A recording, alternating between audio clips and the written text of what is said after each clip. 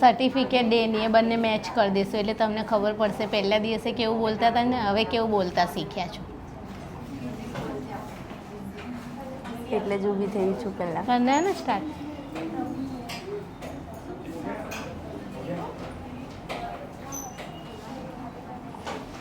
મારું નામ પ્રિયંકા પટેલ છે. હું વાપીથી આવું છું અને મારું સિટી તો અહીંયાથી બહુ દૂર થાય છે. પણ પહેલા દિવસે હું જ્યારે આવી હતી ને ત્યારે મેં એમને કીધું કે હું કોઈને ઓળખતી નથી અને મારે અહીંયા રહેવાનું કઈ રીતે એડજસ્ટ કરીશ.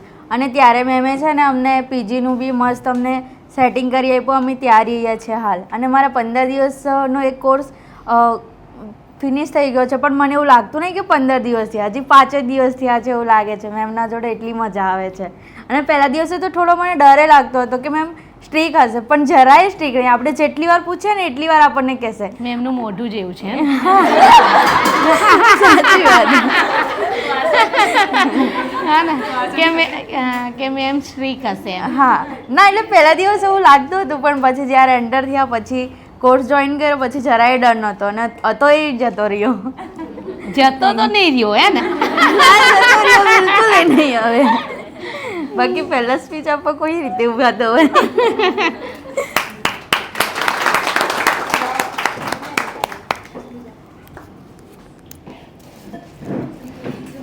બધાને જ બોલવાનું છે. બોલતા તો આવડવું જ જોઈએ ને, નહીં તો પછી કેવી રીતે આ લાઈનમાં તમે આગળ વધશો. અમે લોકો ના બોલ્યા તો તમે એડમિશન લીધું હોત તો બસ તમારે બી બોલવાનું જ છે.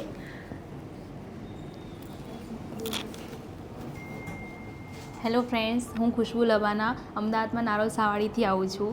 મેં આ સ્ટેજ માટે મેં બહુ જ સેક્રિફાઈસ કર્યું છે અને બહુ જ સ્ટ્રગલ બી કરેલું છે. કેમ કે મારું ડ્રીમ છે આર્ટિસ્ટ બનવાનું અને સપનું મતલબ આ મારે કરવું જ છે એટલે કરવું જ છે. ગમે તે કિંમત ચૂકવવી પડે પણ મારે આ કરવું છે અને આની માટે મેં બહુ વેઇટ બી કર્યો છે અને કોશિશ તો બહુ જ કરી છે કે આજે કરું આ વર્ષમાં કરું, પણ નહોતું થતું. કેમ કે કંઈક પ્રોબ્લેમ એવા આવતા હતા ને લાઈફમાં અને ફેમિલીથી સપોર્ટ નહોતો. પણ સાચું કહેવાય કે ફેમિલી જ્યારે સપોર્ટ કરે ને ત્યારે જ આપણે આગળ વધી શકીએ છીએ અને રિયલીમાં આ વખતે મારી ફેમિલીએ બી મને સપોર્ટ કર્યો છે ત્યારે હું આજે અહીંયા છું અને હું બહુ જ ખુશ છું કે મેં મારી સેલ્ફને આમ ગ્રો અપ કર્યું છે અને હું આજે અહીંયા છું એ મારા લીધે, મારી ફેમિલીના લીધે એન્ડ મારા હસબન્ડના લીધે. અને હું અહીંયા આવીને બહુ જ ખુશ છું કે મને આવા મેડમ મળ્યા, આવા સર મળ્યા, આવો સ્ટાફ મળ્યો અને મેડમ બહુ જ મસ્ત છે. એમનું નેચર લાગતું જ નથી કે મેડમ છે, આમ ઘરના જ ફેમિલી જ છે ને એવું લાગે છે અને એટલા મસ્ત છે ને કે બધી ટેન્શન, હું અહીંયા આવું ને તો બધું ટેન્શન જ ભૂલી જાઉં છું. હું જે ક્વેશ્ચન હોય છે ને મારે એ બી ભૂલી જાઉં છું કે શું ક્વેશ્ચન કરવાના છે અને ઘરે જઈને એકલી વાતો કરું છું કે મેડમ મારી સામે છે એમ કરીને એકલી વાતો કરું છું ઘરે. સિરિયસલી હું આજે બી ઘરે જઈશ ને એટલે સાંજે જમવાનું બનાવીશ ને તો એવું જ લાગશે કે મેડમ મારી જોડે છે અને હું એમની જોડે વાતો કરું છું. હું બહુ જ મિસ કરું છું અને હું એવું જ વિચારું છું કે બસ આ જર્ની મારી ખતમ ના થવી જોઈએ, આમ જ કન્ટિન્યુ ચાલવી જોઈએ. અને સપોર્ટ તો બહુ જ છે મેડમનો અને સરનો. એ લોકો મને સમજે છે, મને સમજાવે છે અને બધી વાતે સપોર્ટ કરે છે. જ્યાં ભૂલ હોય છે ત્યાં ભૂલ બી બતાવે છે, જ્યાં સારું હોય છે ત્યાં અપ્રિશિએટ બી કરે છે. અને હું બહુ જ ખુશ છું કે આજે મેં ફર્સ્ટ ટાઈમ જ આ બધું ટ્રાય કર્યું છે. મેં ક્યાંય ટ્રાય નહીં કર્યું. મને ઇન્ટરેસ્ટ આમાં બહુ જ છે. મેં કોશિશ બી કરી કે હું યુટ્યુબમાંથી કરી લઈશ પણ યુટ્યુબમાં એટલી મજા નથી આવતી જેટલી તમે લાઈવ બેસીને કરી શકો. ઘરે બેસીને તમે ખાલી જોઈ શકો. પ્રેક્ટિસ આપણે આપણી જે મેડમ સાથે કરીશું ને તો આપણને ખબર પડશે કે આપણી ભૂલ ક્યાં છે ક્યાં નથી અને પછી આપણને ખબર પડશે કે હા મારે આમાં કઈ રીતે મારી ભૂલને સુધારવી, ક્યાં મારી ભૂલને આગળ વધારવી. એ આપણને અહીંયા આવીને જ શીખવા મળશે. ઘરે કશું જ નહીં થતું. મેં એ બી ટ્રાય કરેલું છે. હું અહીંયા આવવા માટે તો હું મારા ઘરે ઝઘડો કરું છું કે નહીં મારે રજા નહીં પાડી, મારે એક મિનિટ બી મારે અહીંયા લેટ નહીં આવું. કેમ કે અહીંયા 1 મિનિટ લેટ આવીશ ને 1 મિનિટ મારે અહીંયા લોસ્ટ જશે. કેમ કે મેડમ શું એમની એડવાઇસ આપે છે એ હું મિસ કરી દઈશ અને મેડમની જે પર્સનલ એડવાઇસ છે ને એ આપણી લાઈફમાં બહુ જ કામ લાગે છે. મેડમનું અનુભવ છે, મેડમનું જે સ્ટ્રગલ છે ને એ આપણી માટે બહુ જ ઇમ્પોર્ટન્ટ છે. એટલે હું તો મેડમને પૂછું છું કે મેડમ તમે કઈ રીતે સ્ટ્રગલ કર્યું. આ ક્વેશ્ચન કોઈ નહીં પૂછે કે મેડમ તમે અહીંયા આવવા માટે કેટલું સ્ટ્રગલ કર્યું, પણ હું પૂછું છું કેમ કે મારે એમના સ્ટ્રગલથી શીખવું છે. કારણ કે મારી લાઈફમાં અગર એવી પ્રોબ્લેમ્સ આવશે ને તો હું યાદ કરીશ કે હા મારે મેડમ કરી શકે તો હું કેમ ના કરી શકું. એટલે મને મેડમ સાથે એમ રહેવું જ છે બસ. એમ છોડીને ક્યાંય નહીં જવું.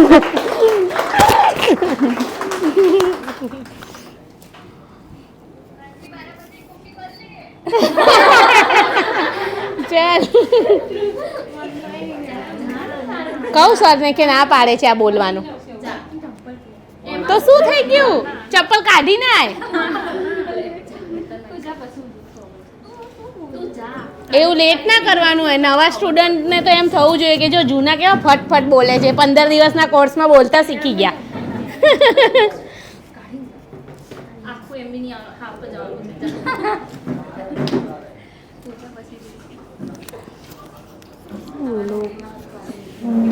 ઓ મેડમ હે ને, એવું ને, કે એક વખત ઓ મેડમ એવું મેડમ હે ને. શું બોલું, મને શરમ આવે. એમ કે હું પહેલા દિવસ આવી હતી ત્યારે મેડમને કીધું, મેડમ મને તો ખબર જ નથી કે ક્યાં એકેડમી છે. હું તો અહીંયા જ બેઠી છું. હું નવી છું. હે ને. હા મેડમ બહુ સરસ છે અને આપણે જેટલી ફેર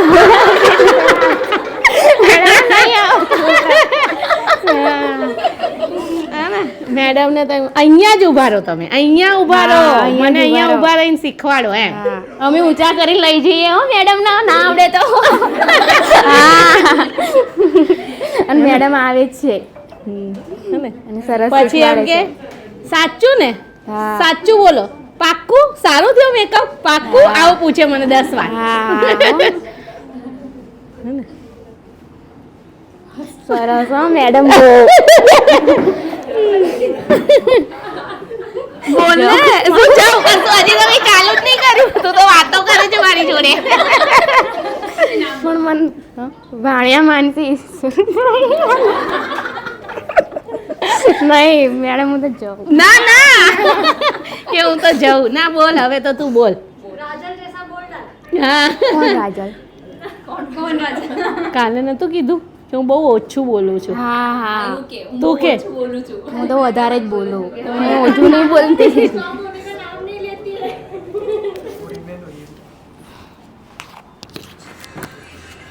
તારું નામ, તું ક્યાંથી આવે છે? સારું ચલો. હું વાણિયા માનસી, હું ગમતીપુરથી આવું છું, બસમાં આવું છું. હા બસમાં આવું છું. 2 બસ બદલું પાછી. એ પાછું હું અડધો કલાક ઊભી રહું ને કલાક ઊભી રહું ત્યારે બસ મળે મને. હા ત્યારે અહીંયા આવું. અને મારા પપ્પા લોકો આમ થોડું ના આપવું પાડે, તે વરસાદ પડે ના જા, પણ હું આવું જ છું કેમ કે મને અહીંયા ગમે છે. મને ઘરમાં નહીં ગમતું, મને અહીંયા આવીને ગમે છે. મને અહીંયા આવીને બહુ ગમે છે. અને મેડમના જોડે તો બહુ જ. પછી મેડમને બોલવા જોઈએ ને. ને હા મેડમ ના આવડે તો બોલે, પણ મને તો તોય ખુશી જ થાય. મેડમ બોલે તો એમ મને તો એ થાય. અને આપણે શીખવાડે સરસ. અને આપણે જેટલી ફેર બોલાવીએ ને મેડમને તો આ નહીં આવડતું એટલી ફેર આવે. ના આવે તમે ઊંચા કરીને લઈ જઈએ અમારી નહીં તો જગ્યા ધમકાવું. હું પોતે જ મેડમને ધમકાઈ દઉં છું. બોલ. वाली बात की मैडम को हम हाथ पकड़ के भी हम ले जाते हाँ, हैं। है ना? कहीं भी जाते हैं ना तो टीचर का कभी कोई हाथ नहीं હા હા હમ પકડતે.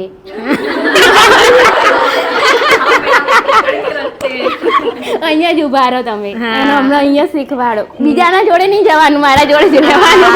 આવું ફૂલ દાદાગીરી. હા હે ને. અને હા મેડમ નહીં ઓ મેડમ જ કહેવાનું. ઓ મેડમ અહીંયા આવો. અને પછી કંઈ કામ ના હોય ને તો એવું જ કહું, તમે ઓ મેડમ કંઈ નહીં. આવું બોલાવું પેલા. ઓ મેડમ. હા. પછી હું કહું બોલ, કઈ નહીં. કંઈ નહીં. બોલવું છે હજી કઈ? ના ના. કેને હજી કે थोड़ा ही बोलना तो इतना बोल दिया। हाँ थोड़ा ही बोलना था, इतना बोला. चल फाल्गुनी आई जा तू.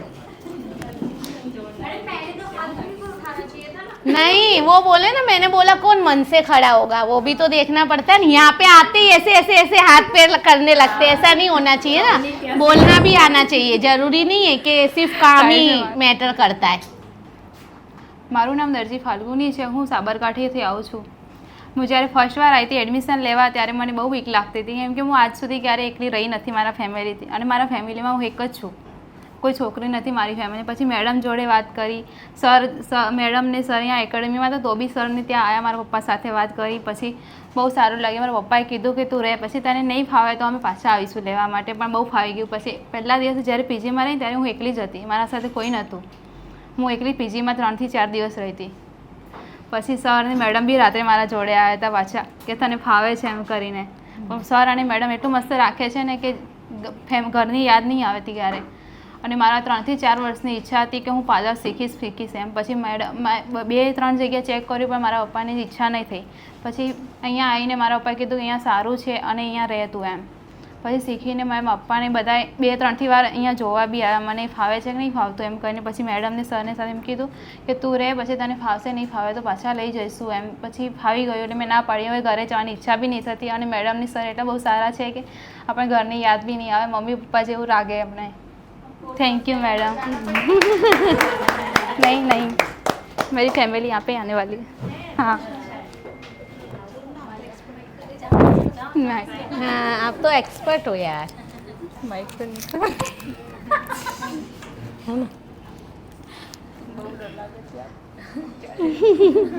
Hello everyone, my name is Gamit Priyanka. मैं मथुरा से आई हूँ और अभी मैं गांधीनगर में रिसेंट में जॉब कर रही हूँ. मेरा पहले से ऐसे ड्रीम था, मतलब मेरी दोनों जो फील्ड है ना अभी मैं जिसमें हूँ वो बिल्कुल अपोजिट है. क्योंकि मेरा ऐसे है कि मेरा पूरा स्पोर्ट्स का फील्ड है. मैंने पूरी लाइफ में काजल के अलावा कुछ नहीं लगाया, बट मेरे को ना बहुत आजकल जैसे ट्रेंड चल रहा है हर चीज़ों के लिए कि हर चीज़ में परफेक्ट होना ज़रूरी है. अगर आप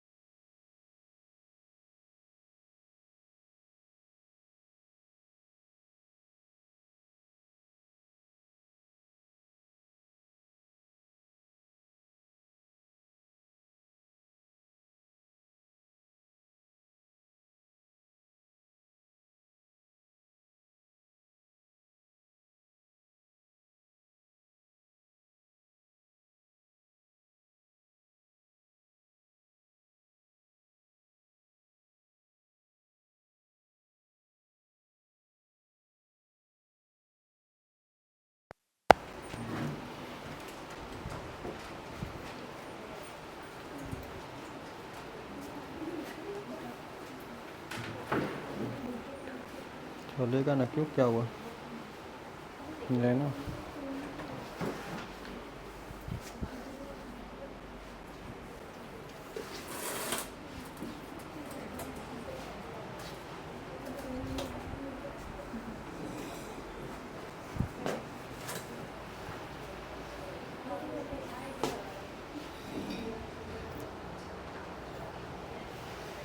आवाज़ नहीं आ रहा, हमने आवाज़ बंद किया था, साउंड बंद था, अभी स्टार्ट किया हमने।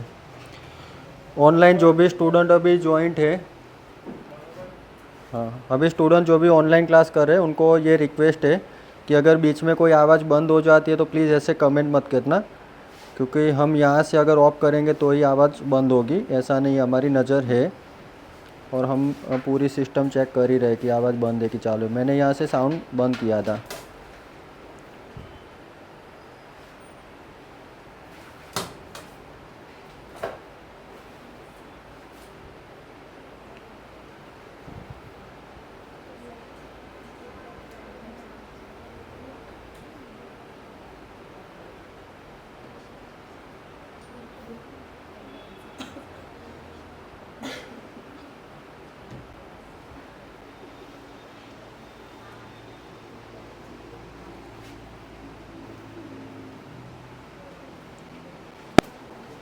आज से हमारे सलून कोर्स का फर्स्ट डे है।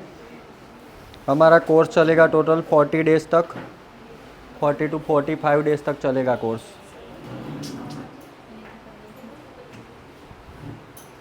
लो 45 डेज़ का कोर्स रहेगा। ऑनलाइन जो भी स्टूडेंट ज्वाइंट है उनका कोर्स रहेगा 30 डेज़ का। 30 डेज़ इसलिए क्योंकि 15 डेज़ जो ज़्यादा हो रहे हैं वो ऑफलाइन स्टूडेंट जो भी है उनको प्रैक्टिस यहाँ करनी होती है, तो 15 डेज़ एक्स्ट्रा टाइम इन लोगों को मिलता है प्रैक्टिस के लिए। अब ऑनलाइन जो भी स्टूडेंट है वो ऑनलाइन भी 15 डेज़ ज़्यादा प्रैक्टिस करेंगे। हमारा कोर्स 45 डेज़ तक चलने वाला है। आज कौन सी डेट है, 5 तारीख है ना, तो 5 तारीख से अगली 5 और 20, अगली 18-20 तारीख, 15 से 20 तारीख के बीच हमारे कोर्स एंड होगा। अगर ऐसा मौका मिलता है कि कभी कभी ज़्यादा टाइम लेके भी 2 दिन का सिलेबस हम चलाना चाहते हो तो हम 2 दिन का सिलेबस चलाएंगे समय को बचाने के लिए, क्योंकि अभी जुलाई महीना स्टार्ट है, जुलाई, अगस्त, सितंबर, और 1 अक्टूबर से क्या हो रहा है, नवरात्रि स्टार्ट होने वाली है।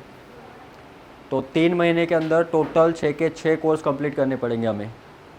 तो हमारा ये शेड्यूल रहेगा कि एक साथ 2 कोर्स करने पड़े तो 2 कोर्स भी चालू करेंगे।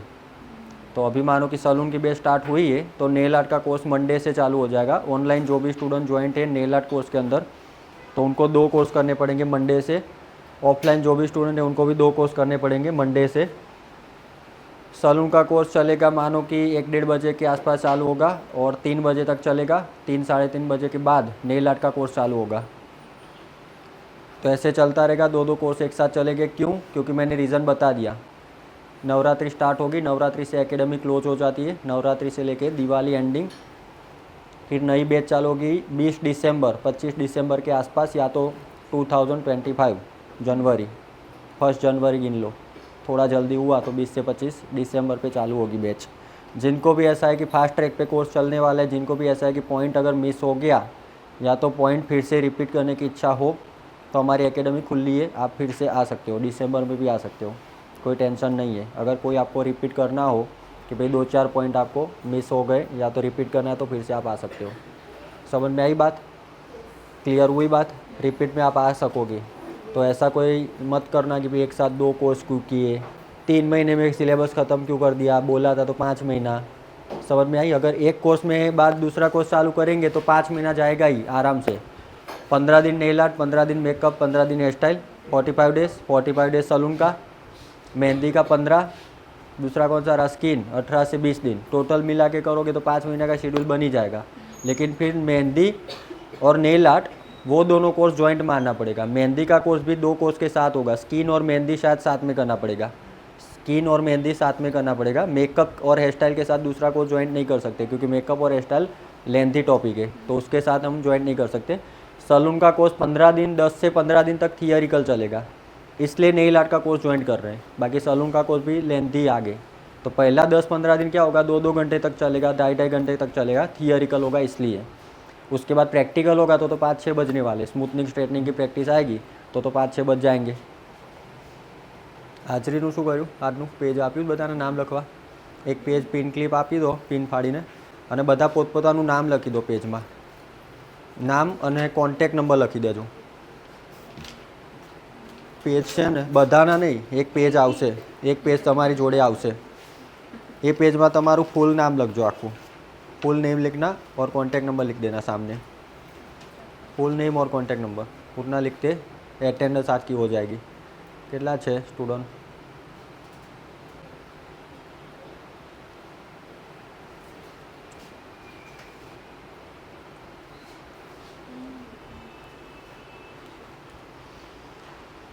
हाँ, तो पता चला शेड्यूल क्या रहेगा हमारा। 3 महीने के अंदर हमारे टोटल 6 कोर्सेज ख़त्म होने वाले। सलून जो कोर्स होता है वो फर्स्ट बैच होती है हमारी फुल कोर्स की, मतलब ऐसा माना जाता है, लेकिन पिछले बहुत सारे स्टूडेंट हैं जो 1-2 कोर्स करके यहाँ बैठे हुए, उनके लिए फर्स्ट कोर्स मेकअप का था, किसी के लिए फर्स्ट कोर्स हेयर स्टाइल का भी था, लेकिन जनरली सिस्टम ऐसी है कि सलून कोर्स से हमारा पहली बैच चालू होती है, रिपीट चालू होती है। तो अभी सलून कोर्स की चालू है ना, उसके बाद मेकअप की, हेयर स्टाइल की, स्किन आएगी, नेल आर्ट आएगा, मेहंदी आएगा, और फिर सलून आएगा। ऐसे टोटल 6 कोर्स का रोटेशन चलता रहता है। टोटल साल के अंदर 3 बैच बनती है ऐसी, एक दिसंबर में चालू होती है, एक मार्च में होती है, और एक ये जून में होती है। इस बार थोड़ा सा लेट हुआ है, दिसंबर मार्च जून, और नवरात्रि पे एंड हो जाती है, 3 महीना गैप होता है, फिर दिसंबर मार्च जून 3 बैच होती है फुल कोर्स की हर साल। तो इस साल की सबसे लास्ट बैच 2024 की सबसे लास्ट बैच में आप बैठे हो। वैकेशन बैच हमारी ख़त्म हो चुकी, वो सबसे बड़ी बैच होती है वैकेशन की, ये मीडियम बैच होती है, दिसंबर वाली भी मीडियम बैच होती है। 30 से 35 स्टूडेंट होते हैं, शायद अभी थोड़े बहुत नहीं आए, 5-6 लोग नहीं आए, तो 35 लोग की बैच होगी ये। तो 2024 की सबसे लास्ट बैच में आप बैठे हो। हमारा कोर्स है, नाम क्या है? Hair salon course. Salon course की पूरी जो सिलेबस है सलून कोर्स का, वो पूरा सिलेबस तो आप सबने पढ़ा ही होगा, कौन कौन से टॉपिक है इसके अंदर वो सब आपने पढ़ा होगा ना। किसी को पता है कोई कोर्स करने आया उनको सिलेबस पता ना हो? पहले तो वो चीज़ पता है किसी को? सिलेबस किसी ने देखा है? બધા બહુ મૂંગા છે। હું અમદાવાદથી આવું છું, હું બી નવો જ છું, બોલો ને। કોણ બોલ્યું? જોરથી બોલો।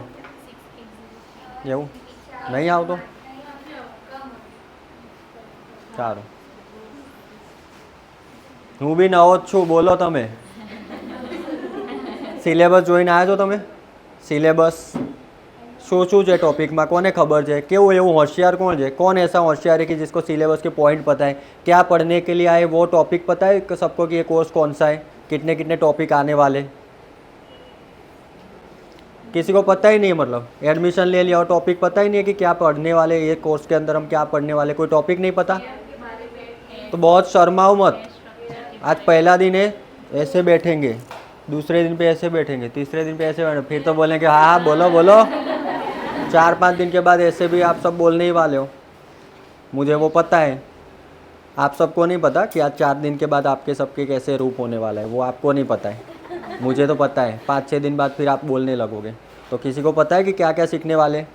इसके अंदर सिलेबस है, पीपीटी कोई जगह पे वो कर दो ना, मेल कर दो ना, सिलेबस सलून वाला।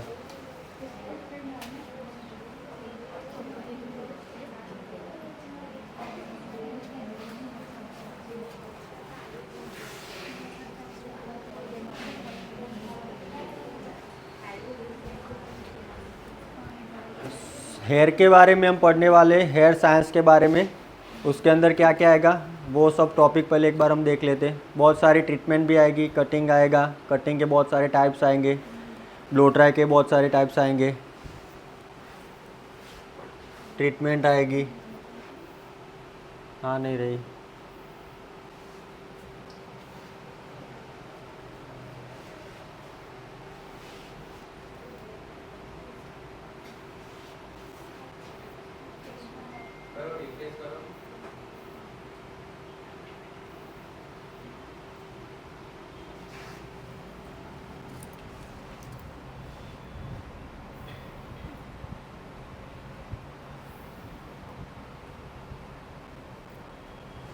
आ गई।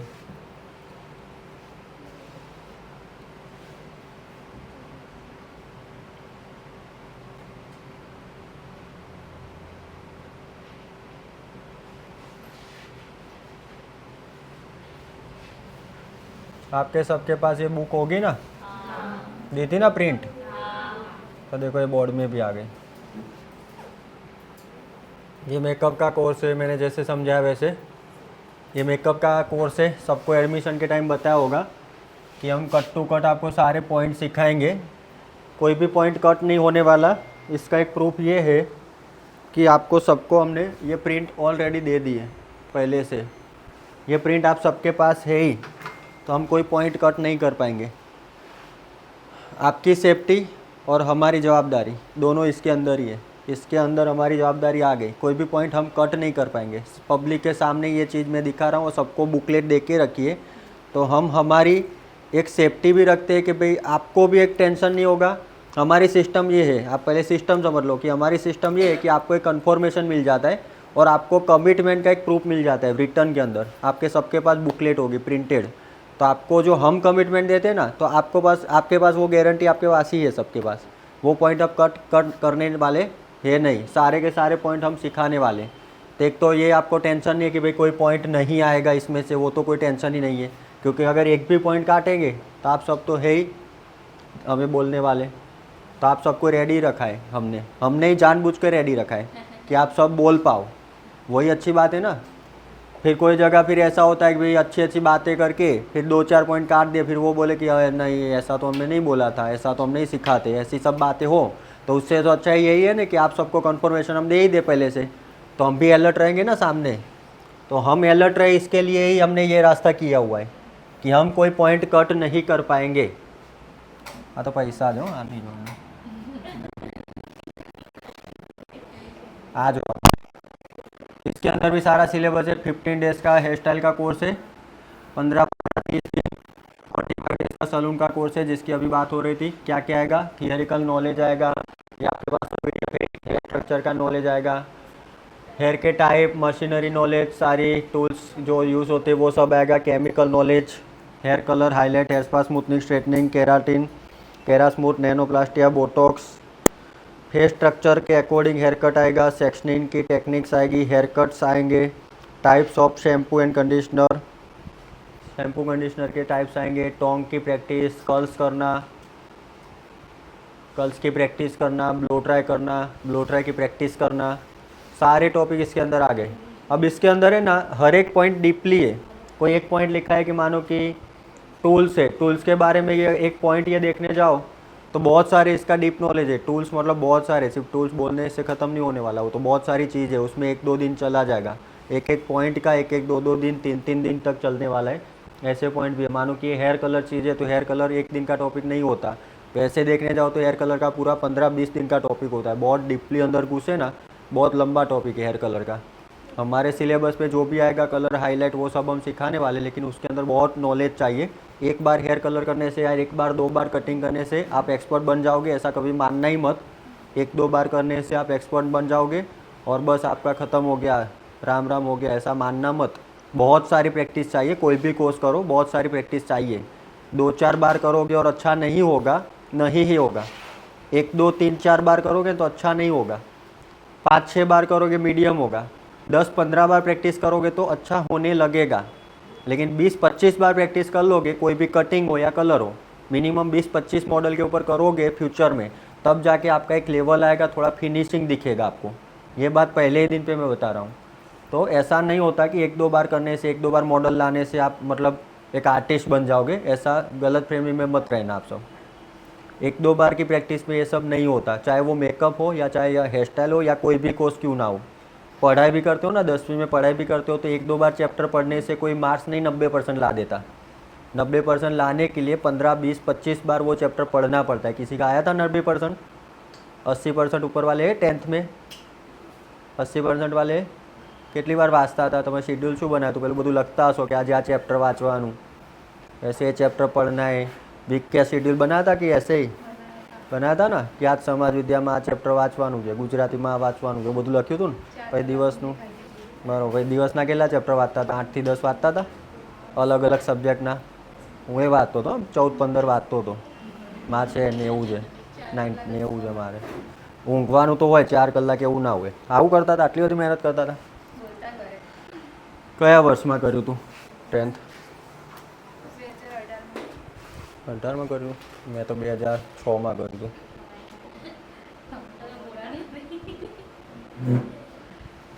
હું હજી અમદાવાદમાં નવો આવ્યો છું, મને નહીં ખબર આ સ્વિંગ ક્યાંથી થાય. મને એસી નહીં આવડતું ચલાવતા. થઈ ગયું 8-10 ચેપ્ટર વાંચતા હતા ને, હું એ 15 વાંચતો હતો. આમાં ત્યાંના 4 ઊંઘતો તો ખરા 6-7 કલાક ઊંઘવું તો પડે ને. હું સવારે ક્યારે ના ઉઠે વહેલા. મને કહો કે 5 વાગે વાંચવું, હું ના ઉઠે. રાતે ક્યાં છું 11-12 વાગ્યા છું. 15 ચેપ્ટર વાંચવા પડે ત્યારે 9% આવે. मतलब तो मेहनत करनी पड़े. मेहनत करनी पड़ती है ना, बिना मेहनत तो कोई कुछ मिलने वाला है नहीं. 10th वाले बच्चे भी मेहनत करते हैं ना, 12th में बच्चे भी मेहनत करते हैं. बिना मेहनत तो कोई परसेंटेज आने वाले है नहीं. तो अगर आपको 90% लाना होगा तो इसमें भी कितनी मेहनत करनी पड़ेगी. कोई भी कोर्स के अंदर कितनी मेहनत करनी पड़ेगी वो तो आपको अंदाज़ा आता होगा कि बिना मेहनत होने वाला नहीं है ये सब चीज़ें. एक बार कोर्स करने से आपको आर्टिस्ट बन जाओगे वो सब भूल जाना. ये आप कोर्स सीखने के लिए आए हो, प्रैक्टिस करने के लिए नहीं आए हो. कोर्स सीखने के लिए आए हो. प्रैक्टिस तो कब होने वाली है, जब आप खुद का कुछ करोगे तो प्रैक्टिस होगी, ज़्यादा प्रैक्टिस होगी. नॉर्मल प्रैक्टिस तो होने वाली है कोर्स के अंदर, जितनी हो पाए उतनी प्रैक्टिस हम तो करवाएंगे. आप चाहे 10 मॉडल लाओ, 15 मॉडल लाओ, जितनी मॉडल लाने हो हम तो करवाएंगे. लेकिन एक लिमिटेशन रहेगी ना, 45 डेज़ के अंदर आप कितना कर पाओगे. 6-12 महीना जाएगा ये फील्ड के अंदर. थोड़ा एक्सपर्ट बनने के लिए आपका 1 साल तो जाएगा. पूरा बोल रहा हूँ, मेकअप, हेयर स्टाइल सब कुछ एक पूरा फोकस लाने में आपका 1 आध साल तो निकलेगा मिनिमम. और वो भी 1 साल कंटिन्यूस आप फोकस करोगे तो. आज 15 दिन काम किया, फिर 15 दिन भूल गए तो ग्रिप टूट गई तो ऐसे 2-3 साल के बाद भी कुछ नहीं होने वाला. ग्रिप टूटेगी तो कुछ नहीं होने वाला. मिनिमम 1 साल कंटिन्यूस फोकस रखना पड़ेगा, तब जाके ये फील्ड में आप कुछ कर पाओगे और कुछ आगे बढ़ पाओगे. ये स्किन का कोर्स रहेगा 20 डेज़ का. फिर आएगा नेल आर्ट का कोर्स, वो भी 20 डेज़ का लिखा है. हम 15 डेज़ में कवर करवाते, टॉपिक थोड़ा जल्दी चला दे. 15 डेज़ में कवर करवा दे. पैसा आ गया, छोड़ो और पैसा आई गया એમાં એ નહીં લેવા અત્યારે.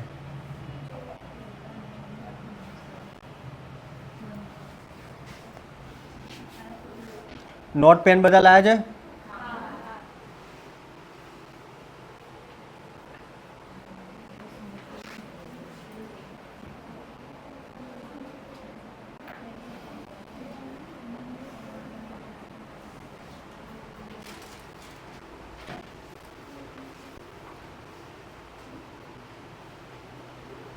આ મારો ફોટો છે, આ મેડમનો ફોટો છે.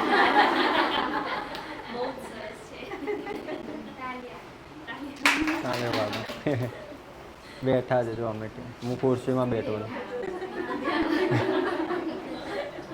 चलो स्टार्ट.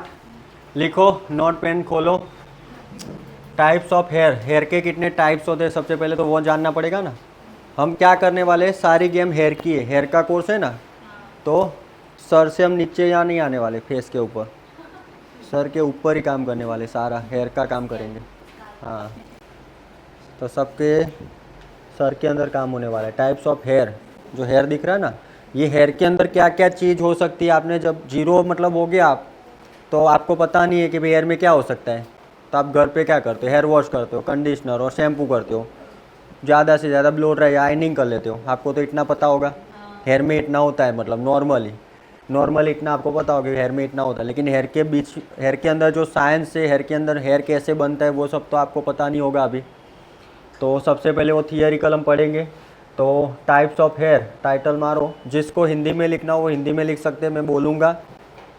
गुजराती तो हिंदीનું કરતાં આવડશે. હું ગુજરાતી नहीं બોલી શકું વધારે, કારણ કે ઓનલાઈન કોર્સ છે, આખા इंडियाમાંથી છે स्टूडेंट, पूरे इंडिया से स्टूडेंट है. तो मैं गुजराती बोलूँगा तो वहाँ कमेंट आएगी कि हमें समझ में नहीं आ रहा. गुजराती स्टूडेंट नहीं है, पूरे इंडिया के अंदर स्टूडेंट है ऑनलाइन में. तो दूसरे स्टेट वालों को गुजराती पता नहीं चलेगी. मैं गुजराती में थोड़ी बहुत बात भी कर लूँगा तो उनको ऐसा लगेगा कि मैंने कुछ सिखाया आपको, उनको पता नहीं चलेगा. तो वो बोलेंगे कि भाई आपने क्या बोला, फिर से बोलो. तो जनरली मैं बोलूँगा हिंदी में. गुजराती में लिखना हो तो गुजराती में लिख सकते हो, हिंदी में लिखना हो तो हिंदी में. इंग्लिश यहाँ है, मोस्ट ऑफ ये पीपीटी है पूरी, तो इंग्लिश यहाँ रहेगा. टाइप्स ऑफ हेयर टाइटल मारो सबसे पहले ऊपर. टाइप्स ऑफ हेयर डे 1, आज का है डे 1 सलून कोर्स. डे 1 आज की डेट 5 जुलाई 2024. टाइप्स ऑफ हेयर टाइटल करो. और कितने टाइप्स के हेयर होते हैं, बहुत सारे। देखो थिकनेस के हिसाब से देखने जाए तो थिकनेस के हिसाब से या तो किसी के मोटे बाल होते, थिक बाल होते, और किसी के पतले बाल होते, किसी के मीडियम बाल होते। पतले बहुत बाल होते वो तुरंत ऐसे कॉम्ब करने से टूट जाते, एकदम थिन पतले बाल होते। लिखोगे शांति से तो चलेगा। एक ऐसे मोबाइल से फ़ोटो भी खींचना हो अभी, नहीं बोलना नहीं है, नहीं तो सब मोबाइल निकालेंगे। कोई फ़ोटो भी मत खींचना अभी। एक कुछ बोलूँगा और सीधा नहीं, सॉरी कौन बोला, नहीं मुझे पता चला कि आप ही बोले होगे, मैं आपको ही ढूंढ रहा हूँ, आपकी आ जाएगा। नहीं ये नहीं मिलेगी। स्विंग कर दो, स्विंग स्विंग है ना, बन स्थिर है ना એટલે अब उससे तो मैं भी सामने बैठा हूँ, आपको तो कहाँ खींचेगी, मेरे सामने ही है, आपकी तो नहीं खींचेगी। लाइव में चालू ना, वीडियो रिकॉर्डिंग चालू है। ऐसी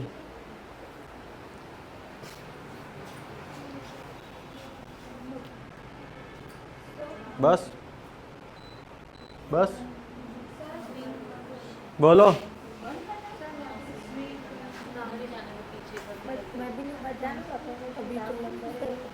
हाँ બધાની હાજરી પૂરી છે।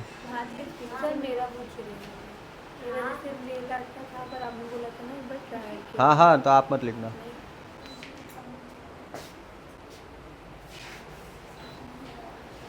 मैं શું કીધું હમણાં, હું ભૂલી જાઉં છું। શું કીધું હમણાં?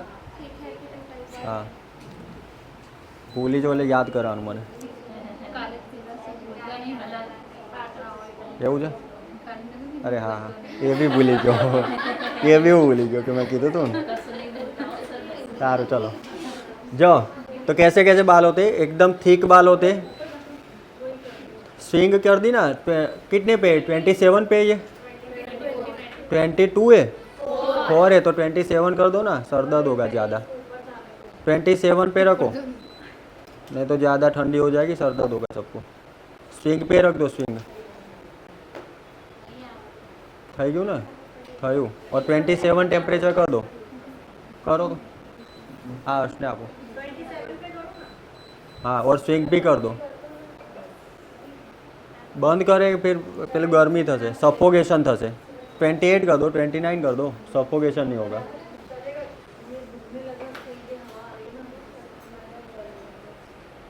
ये देखो 28 पे, मेरे भी यहाँ सर पे आ रहा था, मैंने 28 कर दिया। 28 29 चलेगा, सफोकेशन नहीं होगा। देखो थिक हेयर होते, थीन हेयर होते और मीडियम टाइप्स के हेयर होते। थिक, थीन, मीडियम, ऐसा हम 3 टाइप के हेयर को देख सकते। यहाँ लिखा है देखो थिक हेयर और थीन हेयर, 1 और 2 नंबर।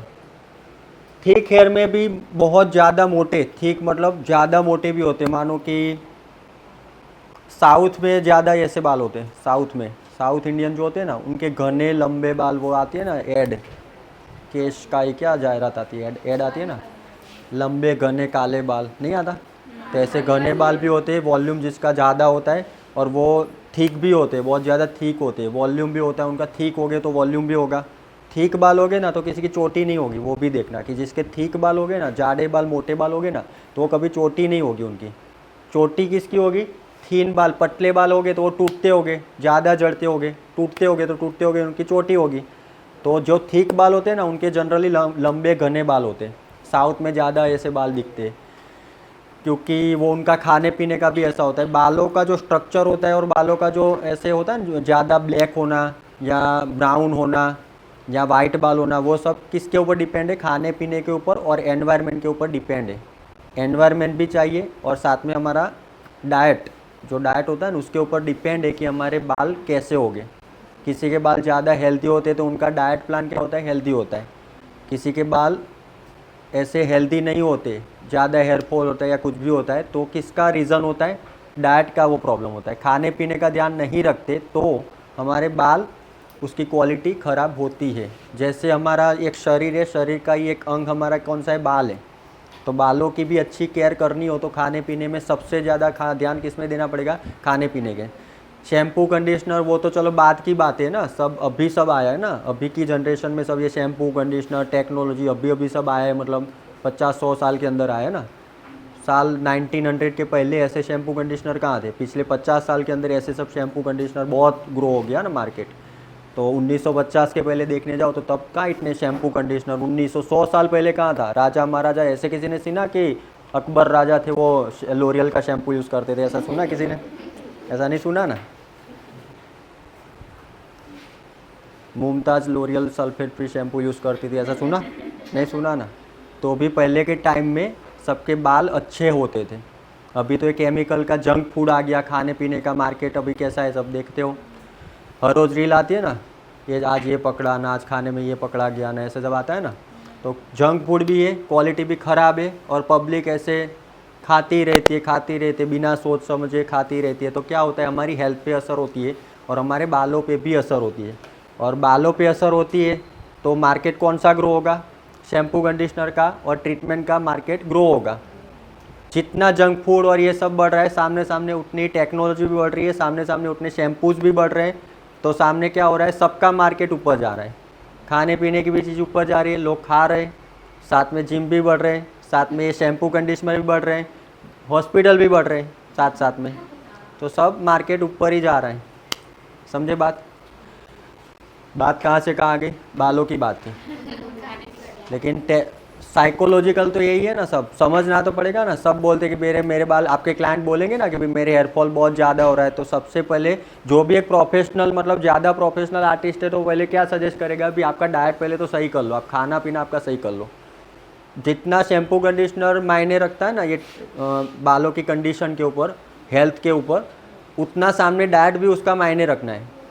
तो बहुत सारे ऐसे सलून्स होते हैं, तो सबसे पहले वो सजेस्ट क्या करते हैं कि खाने पीने में आप अच्छा ध्यान दो। जो खाने से आपकी बालों की हेयर की हेल्थ ज़्यादा सुधरे वैसा खाना चाहिए आपको। उसके भी अलग सब डाइट आते, वो तो हम डिस्कस अभी नहीं करेंगे, लेकिन बात सही है, ऐसा ही होता है। 60% हमारा जो डिपेंड होता है बालों की क्वालिटी, वो खाने पीने के डाइट पे डिपेंड करती है, और बाकी का जो 40% है वो कवर कर लेगा अच्छा शैम्पू और कंडीशनर। ये ध्यान रखना। आप चाहे जितने भी अच्छे शैम्पू कंडीशनर यूज़ कर लो, लेकिन ऐसे जंक फूड और वो सब बिन हेल्थी सब खाना खाते रहोगे तो सामने शैम्पू का कॉस्टिंग बढ़ता ही रहेगा।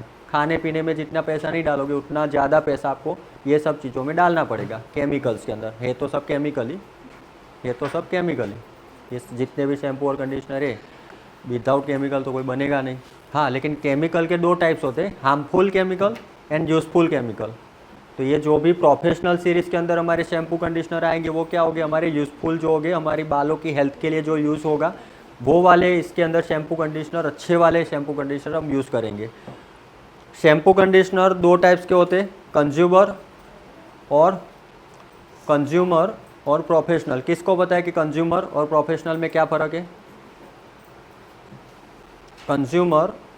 कंज्यूमर शैम्पू बोलना और प्रोफेशनल शैम्पू बोलना, किसको पता है ये दोनों की डिफरेंस? मतलब कंज्यूमर किसको बोलते हैं और प्रोफेशनल किसको बोलते हैं? तो शायद जो प्रोफेशनल लोग आर्टिस्ट होते हैं वो यूज़ करते हैं वो प्रोफेशनल, और कंज्यूमर जो डेली बेसिस पे लोग होते हैं लोकल।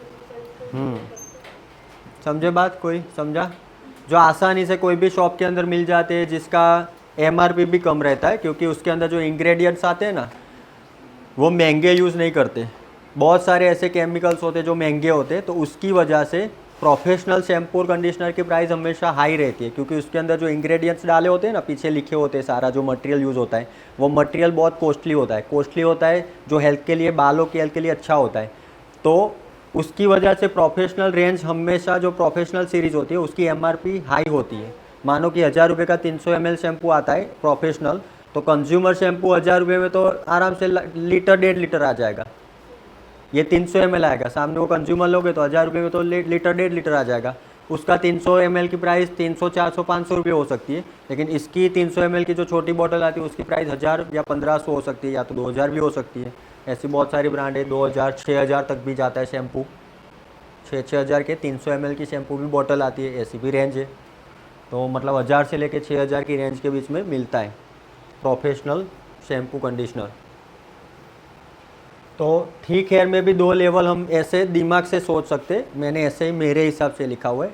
ये सब चीज़ जो है ना वो कोई गूगल वाली चीज़ नहीं है, या तो कोई ऐसी बुक नहीं है कि बुक मतलब यही रूल्स होगा, यही आप कोई भी जगह पढ़ोगे इतना ही 7 ही टाइप्स के लिखे होगे, ऐसा नहीं हो, ये ध्यान रखना। ये कोई बुक नहीं है, ये मैंने अपने हिसाब से मेरी थियरी बनाई हुई है। तो थिक के अंदर 2 लेवल है, बहुत ज़्यादा घने बहुत ज़्यादा थिक बाल और एक मीडियम थिक बाल।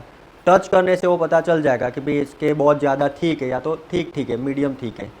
और वैसे भी थिन के अंदर भी लेवल 1 और 2 सोच सकते हैं हम। लेवल 1 वाले थिन बाल मतलब मीडियम पतले बाल जो नॉर्मली सबके होते हैं, और बहुत ज़्यादा थिन बाल मतलब बहुत ज़्यादा पतले बाल जो कॉम करने से बीच में से टूट जाते हो, या तो ऐसे हाथ घुमाते हो और टूट जाते हो, खींच के थोड़ा खींचो और टूट जाते हो, बहुत सेंसिटिव बाल होते हैं।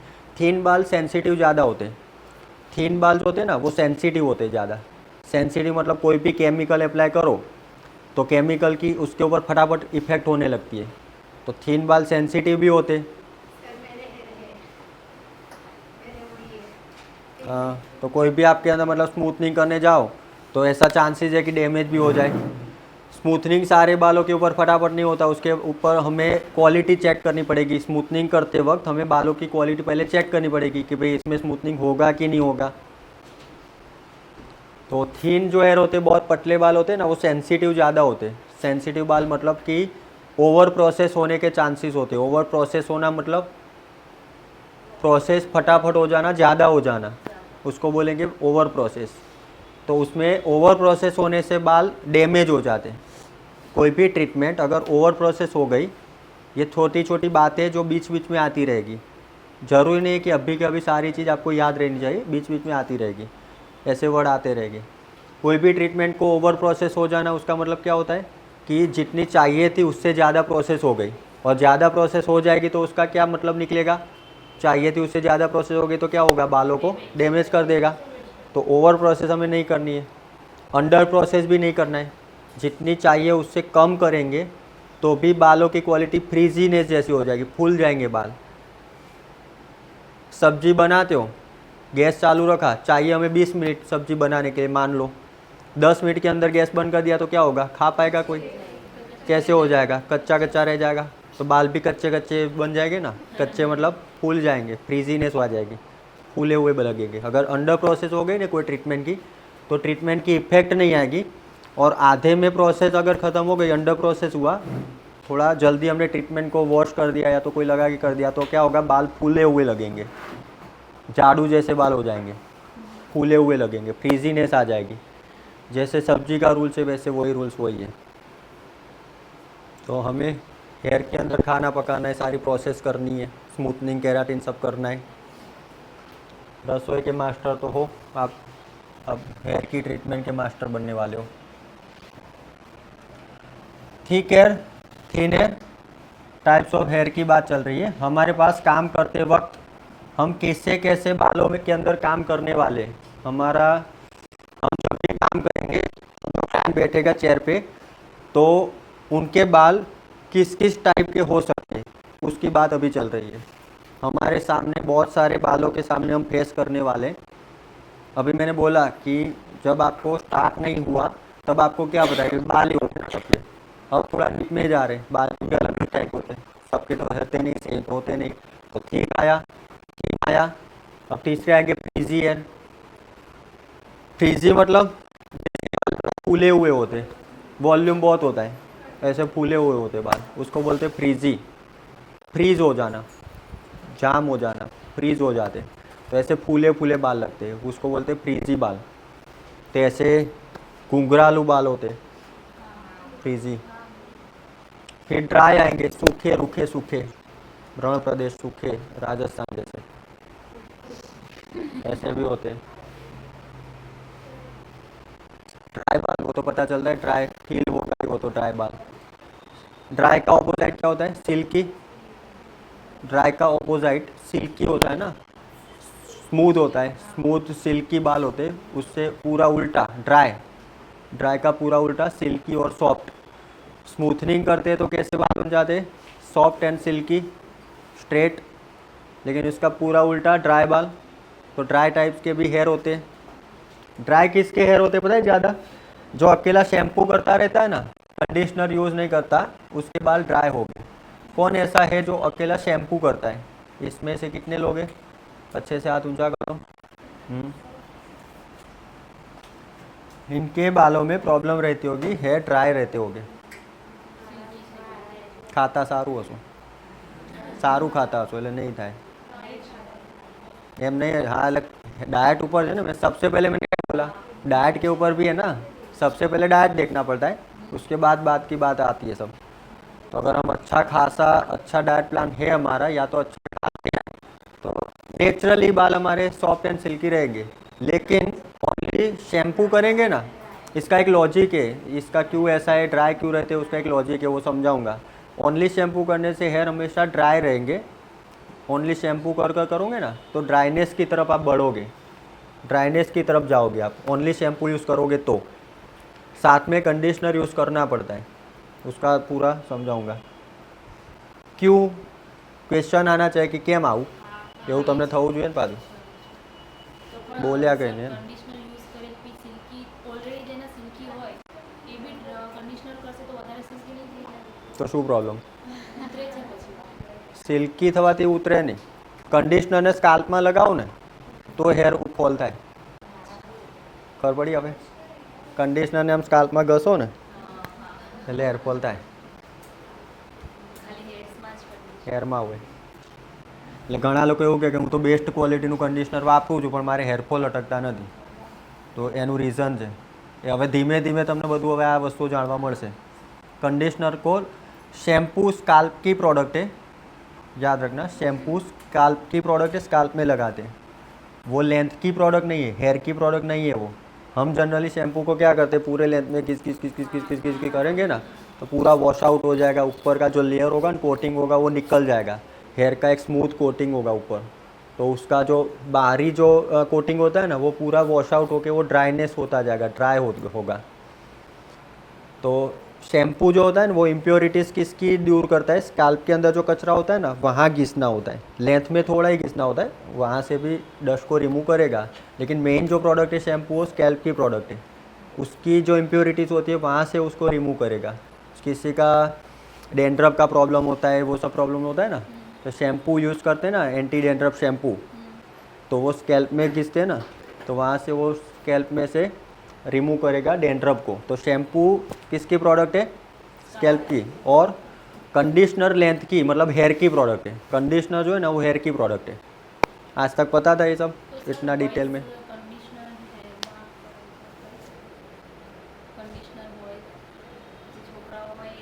हाँ બોયઝ છોકરાઓ કંડિશનર કરી શકાય, જા એનો વાંધો નહીં, ઘણા એટલે મેં કીધું હવે એમાં પાછા બે ટાઈપના આવે कंडीशनर और शैम्पू, कंज्यूमर, प्रोफेशनल। जितना ज़्यादा प्रोफेशनल होगा तो वो कंपनी वाले पहले से ऐसे सोच के ही वो प्रोडक्ट बनाएंगे कि ऐसा कंडीशनर हम बनाएं कि स्काल्प में टच होने के बाद भी हेयरफॉल होने के चांसेस कम हो, उसको बोलते हैं ना प्रोफेशनल शैम्पू। अगर कंज्यूमर आपने कंडीशनर लगाया स्काल्प के अंदर तो हेयरफॉल एक्सेस बढ़ जा सकता है, और प्रोफेशनल कंडीशनर अगर स्काल्प में लगा भी दिया तो इतना हेयरफॉल नहीं होगा जितना वो कंज्यूमर की क्वालिटी से होता था। क्वालिटी भी मायने रखती है, कंज्यूमर में भी क्वालिटी लो से लेके हाई आती है। कंज्यूमर शैम्पू भी होते हैं जो 50 रुपये के भी शैम्पू मिलते होंगे, 500 का भी शैम्पू मिलता होगा। कंज्यूमर के अंदर भी रेंज होती है, जैसे यहाँ लेवल 1 2 है ना, तो कंज्यूमर के अंदर भी 0 से लेके मानो कि 10 पॉइंट तक के अच्छे खासे शैम्पू, ख़राब से ख़राब और अच्छे से अच्छे शैम्पू कंडीशनर होते हैं कंज्यूमर में। वैसे भी प्रोफेशनल में भी बहुत सारे प्रोफेशनल है, लेकिन उसके अंदर भी लेवल हो कि भाई ये प्रोफेशनल कंपनी ये लेवल की है और ये प्रोफेशनल शैम्पू कंडीशनर तो ये लेवल का इसका रेंज है। तो प्रोफेशनल के अंदर भी एक लेवल होता है कि भाई ये कंपनी का शैम्पू कंडीशनर नहीं अच्छा, कोई कोई बोलता है ना, मैं नाम नहीं दे पाऊँगा, लाइव क्लास है, आप सब भी हो, बताऊंगा वो कंपनी मतलब मायने रखती है ना। बहुत सारी ऐसी कंपनी जो खुद को प्रोफेशनल तो बोलती है लेकिन उसका रिजल्ट ऐसे होता है, फिर हेयरफॉल होता है ना, वो सब होता है ना, तो बोलने के खाते नीचे लिख देते प्रोफेशनल, लेकिन वो प्रोफेशनल किसका कितनी लेवल का वो प्रोफेशनल शैम्पू और कंडीशनर है वो भी देखना पड़ता है। तो જે બોયઝ માટેના શેમ્પુ અને કન્ડિશનર આવતા હોય ને એ બધાને એ રીતે કંપનીએ પ્રોફેશનલ જે હશે ને એણે કંપનીએ વિચારી રાખ્યું હોય કે ભાઈ બોયઝની લેન્થ ઓછી જ હોય તો એ બને ત્યારે કે આમ ના લગાવે, એ પછી લગાવી જ દેવાના ને। તો એ રીતના શેમ્પુ કન્ડિશનર હોય અને એ રીતની કંપનીઓ બી આવે કે એ કંપનીના અમુકને માફક આવે ને એ રીતે લગાવવા પડે, એટલે એ કંપની સિલેક્ટ કરતાં પછી આપણાને આવવું જોઈએ। કન્ડિશનર જે હોય ને એ એવી રીતે કંપની બી આપણે એ રીતે વાપરવી પડે તો કંઈ ના થાય, ઓછું થાય, કંઈ ના થાય। પણ જો कंज्यूमर शैम्पू कंडीशनर हो અને વધારે પડતું કરો પછી हेयरफॉल वधी जाए। हम सीखेंगे लोरियल प्रोफेशनल, हमारे क्लास के अंदर हम लोरियल का पूरा रेंज सीखेंगे। कंपनी बहुत सारी आती है, मैट्रिक्स आता है, लोरियल आता है, स्वास्कोप आता है, वेला आता है और बहुत सारी आती है। गोदरेज प्रोफेशनल आता है। गोदरेज के अंदर गोदरेज का नाम सुन के वो वाला मत सोचना, कंज्यूमर गोदरेज भी आता है। लोरियल में भी दो आता है, किसी को पता है? लोरियल कंज्यूमर भी है, लोरियल प्रोफेशनल भी है, पता है? डीमार्ट में लोरियल पता होगा, सब शैम्पू पड़े होंगे। लोरियल पेरिस कंज्यूमर है वो, और लोरियल प्रोफेशनल जो सीरीज़ है वो पूरी प्रोफेशनल सैलून की सीरीज़ है। ये ऐड आती है ना टीवी के अंदर लोरियल पेरिस वाली, वो पाउच जब नहीं आते, वो कौन सा है सीरीज़? पूरी कंज्यूमर सीरीज़ है। तो लोरियल ने पूरा मार्केट कवर करके रखा हुआ है। अगर कोई कंज्यूमर जाएगा, मीडियम रेंज का कोई कस्टमर होगा तो भी उसकी प्रोडक्ट लेगा, कोई हाई प्रोफाइल कस्टमर होगा सैलून में जाने वाला तो वो भी प्रोडक्ट जब लेगा तब लोरियल की लेगा। तो लोरियल ने पूरा मार्केट कवर किया है। मार्केट की पूरी साइज़ होती है, 100 क्लाइंट होते, 100 लोग होते, 100 लोग में से मानो कि 40 लोग ऐसे 60 लोग ऐसे जो कंज्यूमर यूज़ करते, 40 लोग होते वो प्रोफेशनल यूज़ करते। समझना, थोड़ी बिजनेस वाली बात है ये। लोरियल कंपनी ने ऐसे सोच के पूरा बनाया हो। पूरे सारे कंपनियों का यही लॉजिक होता है। मोस्ट ऑफ सारी कंपनी क्या करने जाती है पता है? पूरा मार्केट कवर करने जाती है। पूरा मार्केट कवर करना मतलब 1 लाख पब्लिक है, उसमें से मान लो कि भाई 80,000 लोग ऐसे हैं इंडिया में, जो जनरली ऐसा है कि 80,000 लोग ऐसे कंज्यूमर प्रोडक्ट यूज़ करते हैं, नॉर्मल रेंज का या सस्ती रेंज का शैम्पू कंडीशनर यूज़ करता है, उसको बोलते हैं कंज्यूमर रेंज, कंज्यूमर आम पब्लिक। तो लोरियल ने सोचा है भाई ये पब्लिक को मैं जाने क्यों दूँ, 80,000 लोग का मार्केट है, पूरा है 1 लाख के में से 80,000, तो मैं जाने क्यों दूँ? तो उसने बनाई उसकी पूरी कंज्यूमर सीरीज़। कंज्यूमर में शैम्पू, कंडीशनर, पाउच वाले कलर जो सस्ते आते हैं, 50, 100, 150, 200 रुपये के कलर आते हैं, जो काटो घोलो लगाओ आता है ना, काटो घोलो लगाओ फिर ऐसे आता है, फिर ऐसे पूरे काले काले बाल बन जाते हैं और इतने चमकते हैं ना बाल, ऐसे फ्लैश मार के पूरे बाल चमकाते हैं। और वो ऐड आती है पता है, पूरे ऐसे कॉम करके खींचे ना, पूरे बाल ऐसे आ जाते हैं। हाँ, क्यों बनावे, हाँ, पूरे ऐसे शाइनिंग वाले बाल दिखेंगे। ऐड में कैसे दिखाते हैं? तो लोग सोचेंगे ये 20 रुपये का पाउच लेके हमारे भी ऐसे बाल करके ऐसे गिराएंगे ना, शाइनिंग चमकेगे, सामने फ्लैश गिरेगा, ऐसे ऐड बनाते हैं ना। ये मार्केटिंग का पूरा एक होता है। तो आपका हो जाएगा ब्रेन वॉश। फिर आप वो परचेस करोगे ना तो पूरा 80,000 पब्लिक को एक ये ऐड इफेक्ट करेगी और उसकी प्रोडक्ट भी बिकेगी। कंज्यूमर मार्केट के अंदर डीमार्ट में जाएगा तो जिसकी ऐड देखी होगी, हमारा साइकोलॉजिकल दिमाग हमारा जो है ना वो क्या कहता है, जो देखता है ना, जो दिखता है वो बिकता है। जो माइंड के अंदर हमारा चलता रहता है ना, फिर वो चीज़ सामने आएगी तो हमें विश्वास किसके ऊपर आएगा? जो ऐड की हमने बार बार जो ऐड देखी होगी, हमने बार बार जिसके बारे में सोचा होगा, वो चीज़ को हम पहले उठा लेंगे। और जिसको हम जानते नहीं होंगे, कोई अनजान चीज़ पड़ी होगी तो उसको नहीं दे, इसकी तो ऐड कभी देखी नहीं है, इसकी तो ऐड टीवी में आती है, भले वो अच्छी है या नहीं है वो हमें नहीं पता, लेकिन हम पहले कौन सी प्रोडक्ट उठाएंगे? जो हमने बार बार देखी है, जिसके बारे में हमने बार बार सुना हुआ है, वो प्रोडक्ट हम पहले उठा लेंगे। कोई भी डीमार्ट में जाएंगे तो बहुत सारी कंपनियां पड़ी हुई, लोकल प्रोडक्ट भी पड़ी होगी, लेकिन ये लोरियल पेरिस का मानो कि कोई पैकेट पड़ा है, शैम्पू पड़ा है, तो आप उसको पहले उठाओगे क्योंकि इसकी तो ऐड आती है, ब्रांडेड चीज़ है ये। तो ये मार्केटिंग का एक पूरा सब्जेक्ट है।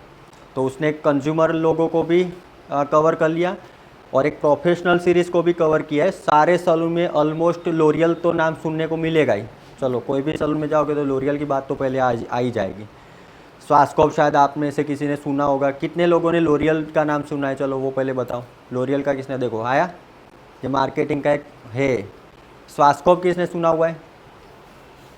देखो मार्केटिंग थोड़ी कच्ची है ना स्वास्कोप की, मार्केटिंग की बात है, आपकी कोई नहीं। मार्केटिंग कैसी कच्ची है ना, 2-3 लोगों को ही पता है। मैट्रिक्स का देखो थोड़ा कम हुआ, लोरियल बहुत से, मैट्रिक्स थोड़े कम, स्वास्कोप कम 2, वेला का पता है? वेला का थोड़ा अच्छा है, 5-6 आए। तो समझ सकते हो, मतलब कंपनी में फ़र्क ये है, सब ब्रांडिंग का फ़र्क है। ये सारी कंपनी अच्छी बनाती है, मैं तो ऑन कैमरा नहीं बोलूँगा, बहुत सारी ऐसी कंपनियां जो अच्छी है, लोरियल से भी अच्छी है, ऐसी बहुत सारी कंपनियां हैं, ये सब कंपनियों में से ही, लेकिन है सारी अच्छी है ऐसा सारी कंपनियां अच्छी है, बराबर।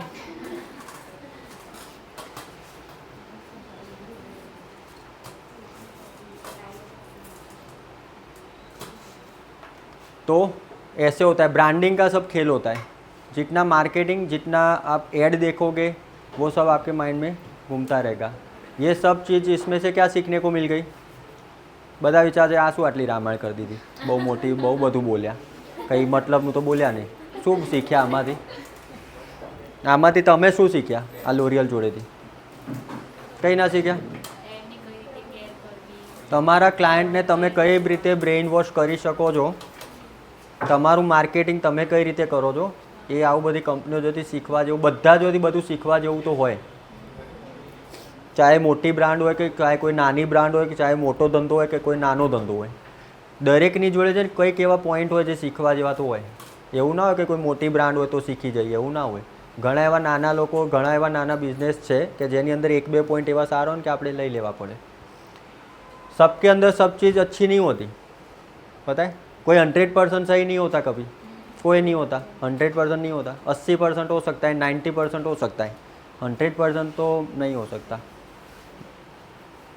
90% हो सकता है, 95 हो सकता है, 100 तो नहीं हो सकता ना. किसी में किसी कुछ ना कुछ तो माइनस पॉइंट होते ही है. कोई 20% सही होता है, कोई 30 होता है, कोई 50% डिसीजन सही लेता है अपने बिजनेस के अंदर और अपनी लाइफ के अंदर. जो 20-30% जो डिसीजन सही लेता है तो वो कहाँ खेलेगा? थोड़ा नीचे खेलेगा, पुअर, फिर मिडल क्लास, रिच, रिचेस्ट, ऐसे लेवल भी है ना लाइफ के अंदर सबके अलग अलग. जो पुअर एकदम कुछ सोचते ही नहीं है, वो तो सब वो बेचते हैं, सब बाहर खिलौने विलौने बेचते, फुग्गे बेचते, सोचना ही नहीं है उनको. आज का आज ख़त्म, बात ख़त्म. आज का दाल रोटी हो गई, ख़त्म बात. उनको कहाँ सोचना है? मतलब हमारे थिंकिंग के ऊपर है ना. आप सबने सोचा है तब जाके आप यहाँ बैठे हो.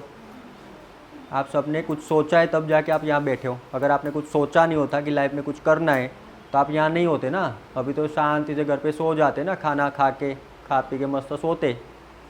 आपने भी कुछ ड्रीम देखा तब जाके यहाँ आए हो, समझे बात? तो बात कहाँ थी? सीखना चाहिए किसी से, हमें कुछ सीखना चाहिए. तो जो कंपनियां बड़ी बड़ी काम करती हैं ना, शैम्पू कंडीशनर वाली नहीं, बहुत सारी ऐसी कंपनियां हैं, सबके अंदर से हमें कुछ सीखना चाहिए. तो मार्केटिंग बहुत ही एक मायना रखती है हमारे बिज़नेस के अंदर. हमारे बिज़नेस के अंदर भी मार्केटिंग बहुत मायना रखती है. आप अपना काम ऐसे रिप्रेजेंट करो, सबके सामने अपना काम ऐसे दिखाओ कि सामने वाले को आप अपना काम तो दिखा पाओ, लेकिन आप सामने वाला जो क्लाइंट हो ना, वो आपके बारे में भी सोचे कि भाई जाना हो सैलून में तो फिर यही सैलून में जाने का, ऐसा सोचे ना. तो सामने वाले का दिमाग को कैप्चर करना भी आपको आना चाहिए. आप जब आप खुद का बिजनेस करोगे, आगे जॉब भी करोगे, तो जॉब करोगे तो जॉब करने वाले 10-15 लोग होंगे. कोई क्लाइंट ऐसा बोलेगा नहीं मेरे तो इनके पास ही करवाना है. ऐसे भी क्लाइंट होते हैं ना, कटिंग करवाना है, स्मूथनिंग का कुछ भी करना, कलर करवाना है, नहीं वो भैया कहाँ है, वो बहन कहाँ है, उनके पास ही करवाना है. ऐसे बोलते हैं ना कि उनके ही क्लाइंट होते हैं, वो उनके पास ही करवाते. चाहे भले 10 लोग फ्री बैठे हो और वो अकेला बंदा काम कर रहा होगा ना, तो वो वेट भी करेगा क्लाइंट कि नहीं वो भाई जब फ्री हो गए तब उनके पास ही मैं तो करवाऊँगी. भाई 10 लोग भले फ्री बैठे हो, उनके पास नहीं करवाएंगे. ऐसे भी होते. तो उसको वो बोलते हैं खुद का मार्केटिंग, खुद का काम में दम होता है. और खुद का कोई मार्केटिंग करके रखता है, या तो उसकी स्पीच अच्छी होगी, स्पीच तो अच्छी होनी चाहिए, साथ में काम भी अच्छा होना चाहिए. सिर्फ काम करके भी क्या करोगे? बहुत सारे ऐसे पब्लिक है दुनिया में, ऐसे आपके फैमिली में भी और आपके आजू बाजू में भी ऐसे बहुत सारे लोग होंगे जिनका अच्छा खासा काम होगा, अच्छा खासा दिमाग होगा, लेकिन कोई रिप्रेजेंटेशन नहीं होगा उनका. वो बोल नहीं पाते होगे, या तो बोलते नहीं होगे, या तो अच्छे से रिप्रेजेंट नहीं कर पाते होगे. तो वो वहाँ के वहाँ रहते ही है पूरी ज़िंदगी, फिर वहाँ के वहाँ आजू बाजू ही रहते हैं, मतलब आगे नहीं बढ़ पाते. ऐसे बहुत सारे लोग खुद के 1-2 एग्जाम्पल तो खुद के दिमाग में आई जाएगा कि हाँ भाई પેલો છે હોશિયારો પણ આરો કરતો કંઈ નહીં, એવું થાય ને. છે હોશિયારો, હોશિયારી બહુ હોય એનામાં, બોલ બધું કરે, બધી હોશિયારી બધી હોય, પણ કરે કંઈ નહીં. આ કરે ને તો બહુ આગળ જાય. આપણે એ વાત કરતા હોય, બધાને એવા 1-2 નંગ હશે જ કંઈક ના કંઈક હોય જ, બધાને એવા ક્યાંક હોય જ, એવા ઓળખાણ હોય જ બધાને, ઓળખતા જ હશો તમે કે આ છે ને આનામાં છે ખરા, પણ આને ને પોતી હોશિયારીનો દુરુપયોગ કરે છે. બેઠા બેઠા આવી રીતે ઘરમાં જ આવું બોલ કરે, કંઈક કરે ને તો આગળ વધી જાય. આવા હોય જ, કોકના કોક હોય જ. તો બધાને હોય એવા ઓળખાણ હોય, કોક તો ઓળખતા જ હોય. तो हमारी लाइफ भी ऐसे ही जाएगी, आप सबकी फील्ड भी ऐसे ही जाएगी. आप यहाँ फिर से शुरुआत कर रहे हो तो आपको भी ऐसा सब सोचना पड़ेगा. खुद का रिप्रेजेंटेशन सही से करना पड़ेगा. काम में तो दम होना ही चाहिए, लेकिन साथ साथ में रिप्रेजेंटेशन भी बहुत मायने रखता है. ड्राई हेयर था, स्टिकी हेयर होते, चिपचिपे बाल मतलब ऑयली टाइप के होते, जो बालों के अंदर ऐसे नेचुरल ऑयल्स बाहर आते हैं। ऑयली स्कैल्प वाले हेयर होते हैं, जिसका स्कैल्प ऑयली होता है, तो एंटी ऑयल शैम्पू भी आते हैं जो ऑयल वाले स्कैल्प को रिमूव करता है ऑयल स्कैल्प में से, ऐसे भी शैम्पू आते हैं। कर्ली हेयर, ड्राई हेयर और कर्ली हेयर दोनों में फ़र्क है।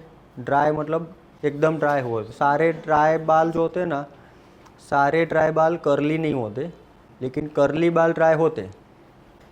ड्राई बाल होते वो शायद नॉर्मल स्ट्रेट हो सकते, लेकिन कर्ली बाल जो हो गए ना वो ड्राई तो हो गए।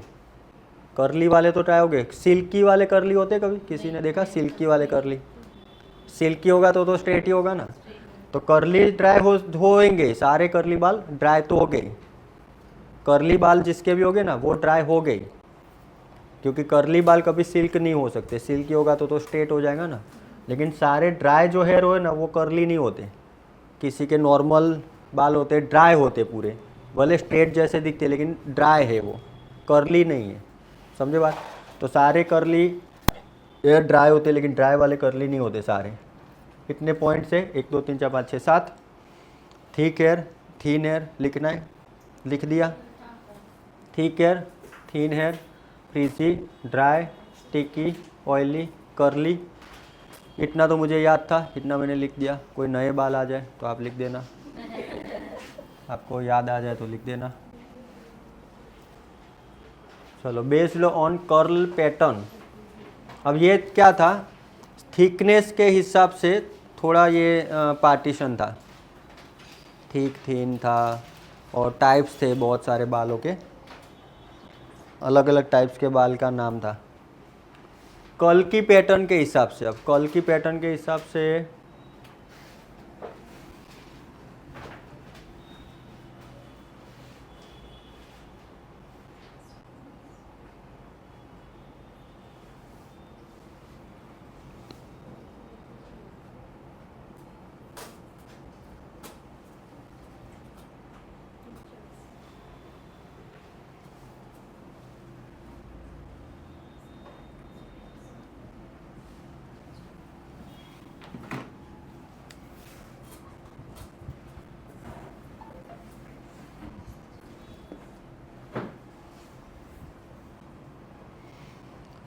कर्ल की पैटर्न के हिसाब से स्ट्रेट हेयर है, तो स्ट्रेट हेयर कैसे दिखेंगे?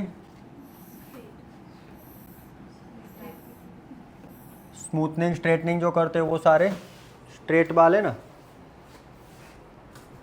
स्ट्रेट होते हैं। नॉर्मल वे भी, थोड़े से हल्के से वे भी,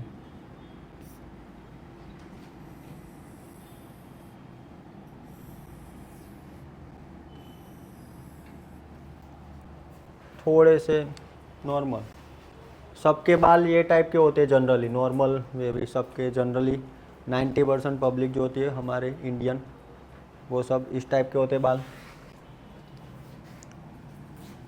तीसरे टाइप का है वेवी हेयर, थोड़े और ज़्यादा कर्ल्स बना देना।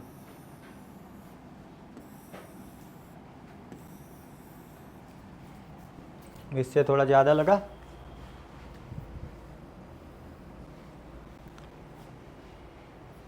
इससे ज़्यादा एक्स्ट्रा वेवी या तो कर्ली हेयर।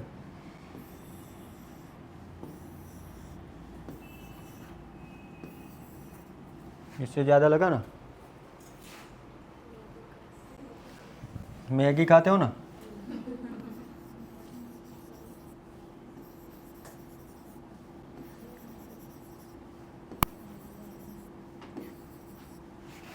सेवई न खाओ तो ना मैगी। दिखा पैटर्न अलग अलग? 5 डिवाइडेशन किया हमने based on curl pattern. Curls की पैटर्न के हिसाब से हमने थोड़े लेवल डिसाइड कर लिए हमारे माइंड में, थोड़ा बालों का स्ट्रक्चर हमें माइंड में अलग अलग दिखे। क्लाइंट बैठा है तो हमें पता चले कि भाई इसका कौन सा लेवल का बाल है, 1 2 3 4 5 लेवल का कहाँ तक जा रहा है। स्ट्रेट बाल एकदम 1 नंबर के बाल जो होते एकदम अच्छे बाल स्ट्रेट नॉर्मल वेवी, हमारे सबके जो नॉर्मल वेवी, फिर वेवी मतलब थोड़ा ज़्यादा, थोड़ा उससे भी ज़्यादा कर्ली, उसको बोलते कर्ली। वेवी और कर्ली, वेव्स होने कर्ल्स होने, दोनों में फ़र्क है ना। वेव्स और कर्ल्स चीज़ अलग है ना, देखो वेव्स एंड कर्ली।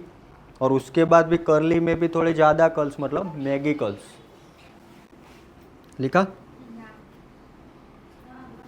देखो,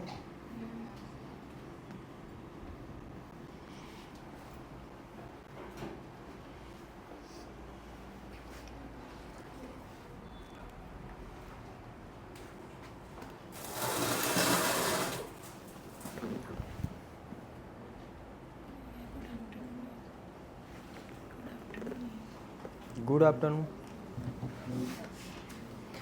गोयल मित्ता बोल रहे गुड आफ्टरनून। સારું, ચા પી લઈએ। Good evening.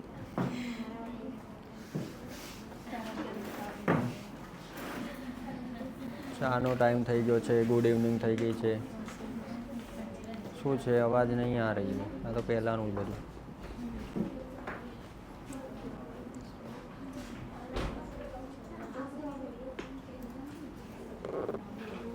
समझ में आई इतनी चीज़ें?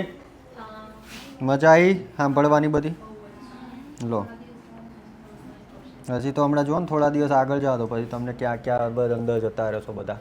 હજી તો આ મજા આવશે, હજી થોડું થોડું જો એટલે મજા આવશે। કલર સુધી પહોંચવા દો, ઘણાની વિકેટ પડી જશે આમાં।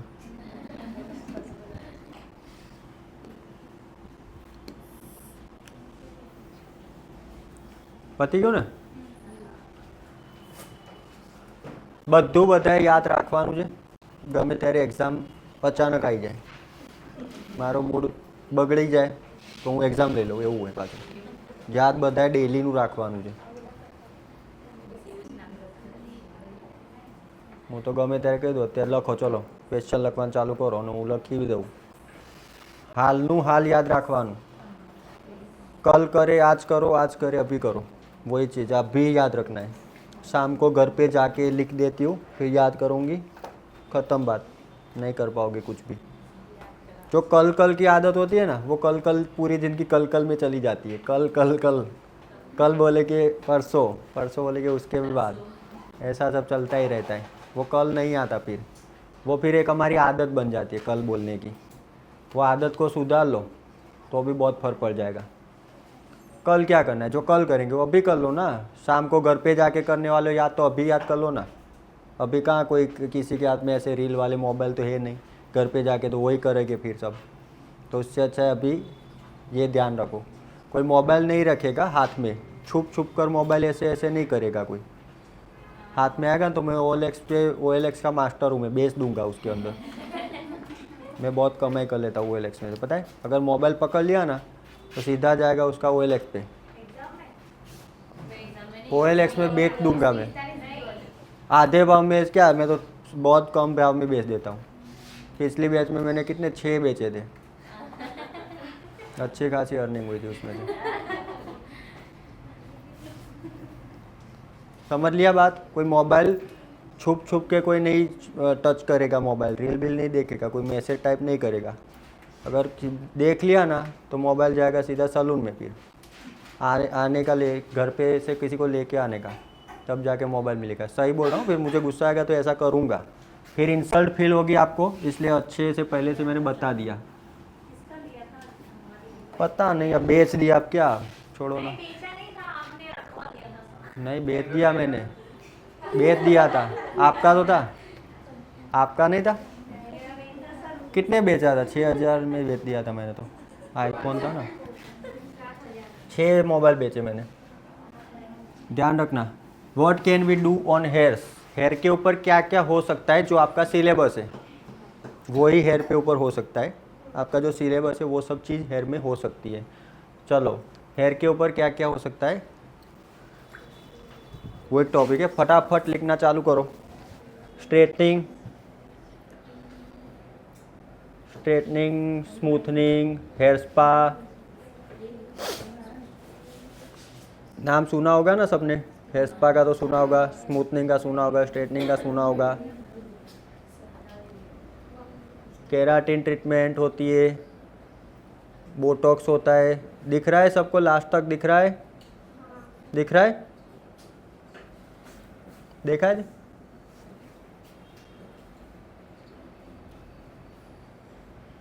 लाइव क्लास सेव रहती है इंस्टाग्राम पेज के अंदर। हमारे ऑफलाइन स्टूडेंट के लिए वो क्लास हम दे देंगे फ्री में। जिनको भी चाहिए अपनी अपनी आईडी एक्सेप्ट करवा लेना। इंडिया टीवी रजत शर्मा पीछे बैठे ही है। हमारा लाइव सेटअप पूरा है। आज जिसको भी ऑनलाइन क्लास ये रिपीट देखना हो 3 महीने तक सेव रहेगा क्लास। हमारे ऑनलाइन जो भी स्टूडेंट है उनको भी बता देता हूँ 3 महीने तक सेव रहेगा, 90 डेज़ तक। उसके बाद डिलीट हो जाएगा ऑटोमेटिक, आप रिमूव हो जाओगे। हमारे पास ऐसे सिस्टम है, आप फॉलोअर में से ही हट जाओगे 90 डेज़ के बाद। मैं તમને કહું કે અમારા ચાલુ ક્લાસમાં બધું અહીંયાથી ટ્રેકિંગ થતું હોય, તમને ખબર એક વાર કીધું હતું हमारे वो બધું હોય। और थोड़े टाइम में हम जामर लाने का भी सोच रहे हैं, जो मोबाइल सिग्नल कैप्चर करके जाम कर देता है, ऐसा सोच रहे हैं। जामर भी लाने वाले थोड़े टाइम के बाद, सोच रहे, सच में ऐसा सोच रहे हैं, ऐसी बात नहीं है। हम बहुत एडवांस सोच लेते, 6-12 महीने पहले जो बाद में जो करना होता है ना, पहले सोच तो लेते हम। जो बार बार जो मोबाइल लेते हैं ना, तो आता है 5-6 हज़ार का जामर आता है, वो लगा दो तो सारे सिग्नल उसमें कैप्चर हो जाते हैं। एरोप्लेन मोड में चला जाता है। मोबाइल सिग्नल होता है, वो भी हमने सोच के रखा है कि ये कैमरा बंद हो जाएगा, वाईफाई बंद हो जाएगा, वो ऐसा नहीं, मोबाइल सिग्नल कैप्चर कर लेता है। ऐसा जामर अलग से आता है, 5-6 हज़ार का ही आता है। वो सोचा है कि कभी लाके सब बंद कर देंगे, ऐसा भी होता है। सिर्फ मोबाइल सिग्नल ही कैप्चर होता है उसमें। उसकी बैंडविड्थ आती है ना, वो बैंडविड्थ डाल देना, मोबाइल सिग्नल की बैंडविड्थ आती है, उतनी बैंडविड्थ डाल दो तो इतने सिग्नल ही वो कैप्चर करेगा, ऐसा।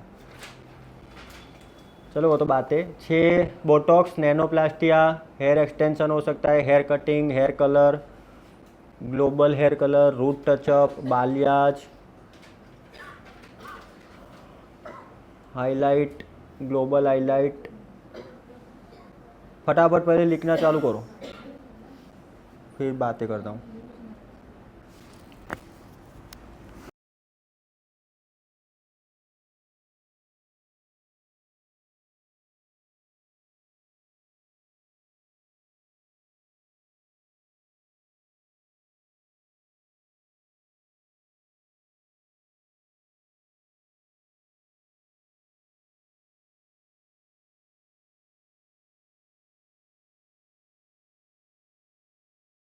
दूसरा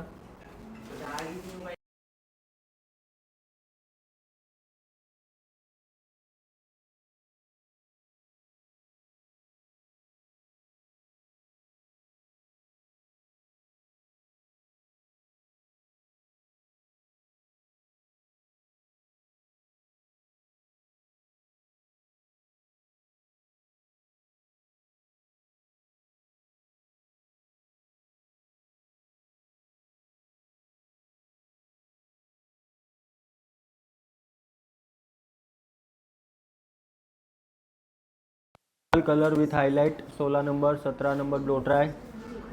ब्लो ड्राई के भी बहुत टाइप्स होते हैं, straight blow dry, intern blow dry, out turn blow dry. ये डैंड्रफ की treatment, perming, hair fall treatment, Tong, curls.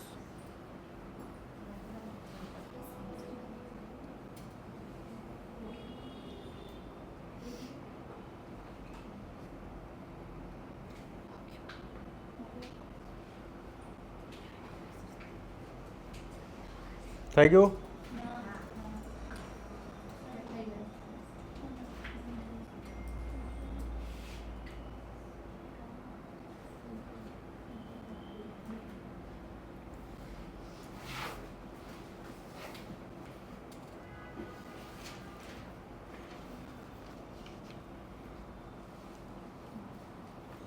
થઈ ગયું? ફટાફટ સ્પીડ।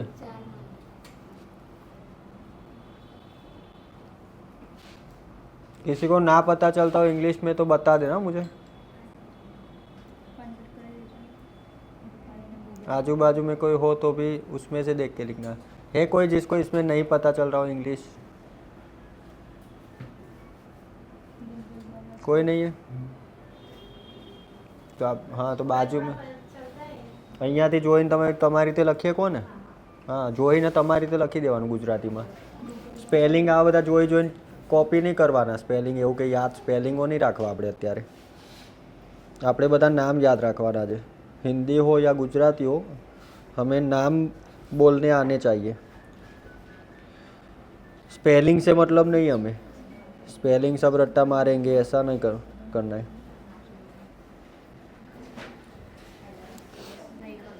થઈ ગયું?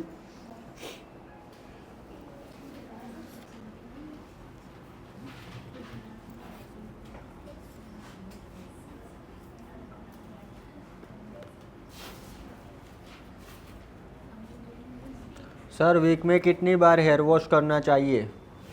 2 से 3 बार मिनिमम. 2 दिन में एक बार गिनो तो हुआ ना. 2 से 3 बार हेयर वॉश करना चाहिए. वीडियो सेव रहेंगे. इंस्टाग्राम की जो प्रोफाइल दी है आप सबको, उसमें सेव रहेंगे. 90 डेज तक हमारे वीडियो सेव रहेंगे. और ये वीडियो जो अपलोड होगा वो रात को होगा. 10-11 बजे के आसपास हो जाएगा अपलोड. तब तक आपको वेट करना है. ऐसा नहीं है कि अभी क्लास ख़त्म हुआ और अभी के अभी कोई मैसेज करने लगे हमें कि भाई अपलोड तो हुआ नहीं. वैसा नहीं होगा. रात को 8, 9, 10, 11 बजे हम फ्री होके अपलोड कर देंगे. तो एक नाइट का हमें टाइम चाहिए. 10-11 बजे तक आप वेट करना. तब तक वीडियो इंस्टाग्राम की प्रोफाइल में अपलोड हो जाएंगे. तो सिस्टम सारे जो ऑनलाइन स्टूडेंट है समझ लेना कि सिस्टम यही रहेगी. हर रोज़ ऐसी लिंक दी जाएगी, यूट्यूब की लिंक दी जाएगी. इस पे से लाइव क्लास आप अटेंड कर पाओगे. और क्लास ख़त्म होने के बाद यूट्यूब लिंक एक्सपायर हो जाएगी, फिर नहीं दिखेगा. एक्सपायर हो जाती है ना, एक्सपायर ना. चलो ठीक है, एक्सपायर कर देंगे. ये लिंक को हम एक्सपायर कर देंगे. इसमें नहीं देख पाओगे क्लास यूट्यूब के अंदर. फिर यही वीडियो रात को अपलोड हो जाएगा इंस्टाग्राम के अंदर. रात को 10-11 बजे तक आपको वेट करना पड़ेगा. इंस्टाग्राम के अंदर ये अपलोड हो जाएगा. हमारी जो अलग से प्रोफाइल है उसके अंदर कोमल ऑनलाइन हेयर सैलून कोर्स जुलाई वाला पेज, सबको वो पेज दिया होगा. देखो पीडीएफ नहीं मिलेगी इस बार. हमें कमिटमेंट नहीं दे रहा पीडीएफ मिलेगी. अभी आपको स्क्रीन के ऊपर जो दिखाई दे रहा है उसका स्क्रीनशॉट भी ले लोगे ना तो भी पीडीएफ बन जाएगी आपकी. ये अभी जो स्क्रीन पे दिखाई दे रहा है उसका एक स्क्रीनशॉट ले लो तो बन गई आपकी इमेज, पीडीएफ बन गई आपकी. या तो अपनी नोट बनाओ, आप थियरिकल नोट बनाओ. जो भी ऑनलाइन स्टूडेंट है ना, तो सबको रिक्वेस्ट है कि आप अपने हाथों से एक बार लिखो. आप लिखोगे तो आपको याद रहेगा, मेमोरी के अंदर स्टोर होगा. ऐसे स्क्रीनशॉट बहुत मिल जाएंगे. सिर्फ स्क्रीनशॉट से काम नहीं चलने वाला, खुद लिखना जरूरी है. हेयर कटिंग आप खुद करोगे तो आपको आएगा, लिखने से नहीं आएगा. ऐसे ही ये सब चीज़ आपको देखने से नहीं आएगी, खुद लिखोगे तब याद रहेगा. आप स्मूथनिंग को देखोगे वीडियो के अंदर तो आपको आ नहीं जाएगा, पता चलेगा. आप जब कोई भी चीज़ देखते हो तो आपको पता चलता है उसके बारे में इंफॉर्मेशन, लेकिन आपको आ नहीं जाता. आपको खुद को करना पड़ता है, खुद से प्रैक्टिकल करना पड़ता है. उसको बोलते हैं प्रैक्टिकल. वो तो आपको माइंड में रखना है. ये सब बेसिक चीज़ें को ध्यान रखनी है आपको. फिर जब आप स्मूथनिंग को यहाँ के में करूँ तो आप देखोगे कलर करूँगा, देखोगे तो आपको पता चलेगा. देखोगे तो पता चलेगा, आ नहीं जाएगा. खुद जब करने जाओगे तब पता चलेगा कि भाई इसको कैसे पकड़ना है, कॉम को कैसे पकड़ना है, ड्रायर मशीन कैसे पकड़ना है. देखने में बहुत इजी लगेगा कि चलो मैं तो બહુ પહેલું જ આવડી ગયું, જોઈ ગયું, આવડી ગયું. તો ભાઈ જ્યારે કરશો એટલે ખબર પડશે કે આ તો નહીં તો પ્રેક્ટિસ હોય છે આમાં. આ બધું થશે. આ બાકી સહી નહીં हो रहा है, इसका हो रहा है. सेटिंग हो रहा है.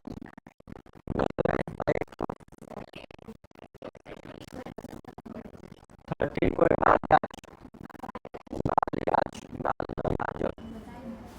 इसको बहुत सारे लोग गलती ऐसे करते हैं, बालायाज है, बालायाज ऐसे भी पढ़ते. बालियाज, बालियाज बोलते, बालायाज नहीं, बालियाज.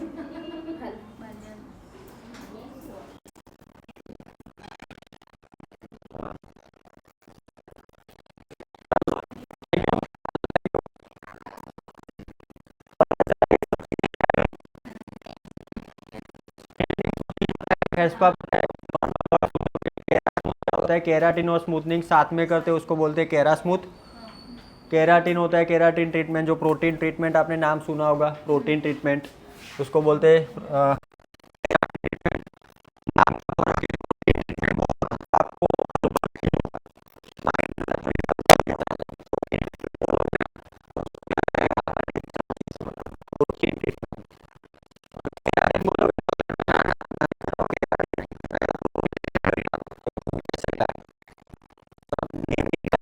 बोलने का तरीका अलग होता है। कोई चीज़ को हम बच्चों को बोलते हैं कि भाई ये मत कर, तो वो ही करेगा, फिर उसको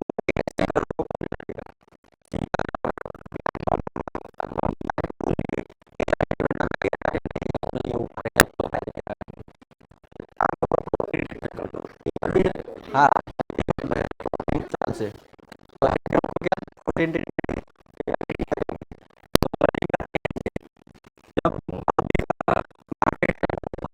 हो जाती है ना, कोई एक ना एक नाम सुन के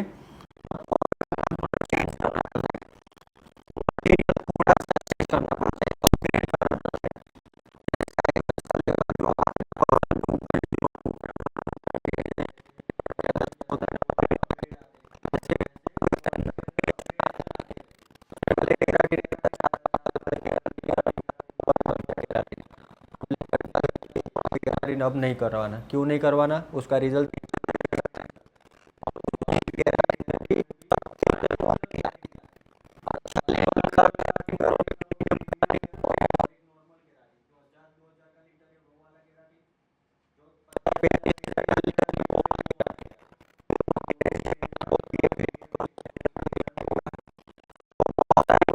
मार्केट में सस्ता खराब केराटिन लाके भी बहुत सारे क्या हो गया, बहुत सारे सैलून ओपन हो गए, बहुत सारे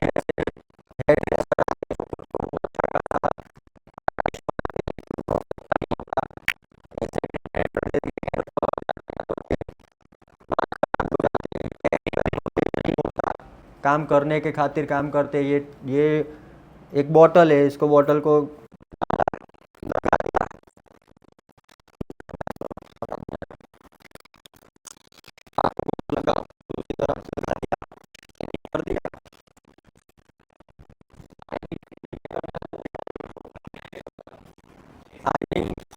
करते हैं, वो भी नॉलेज नहीं होता, फटाफट जल्दी के चक्कर में 200 नहीं करते हैं, फिर बोलते हैं जल्दी कैपेसिटी भी देखनी पड़ती है ना, कि आयनिंग का टेम्परेचर कितना रखना है, वो भी देखना पड़ता है ना।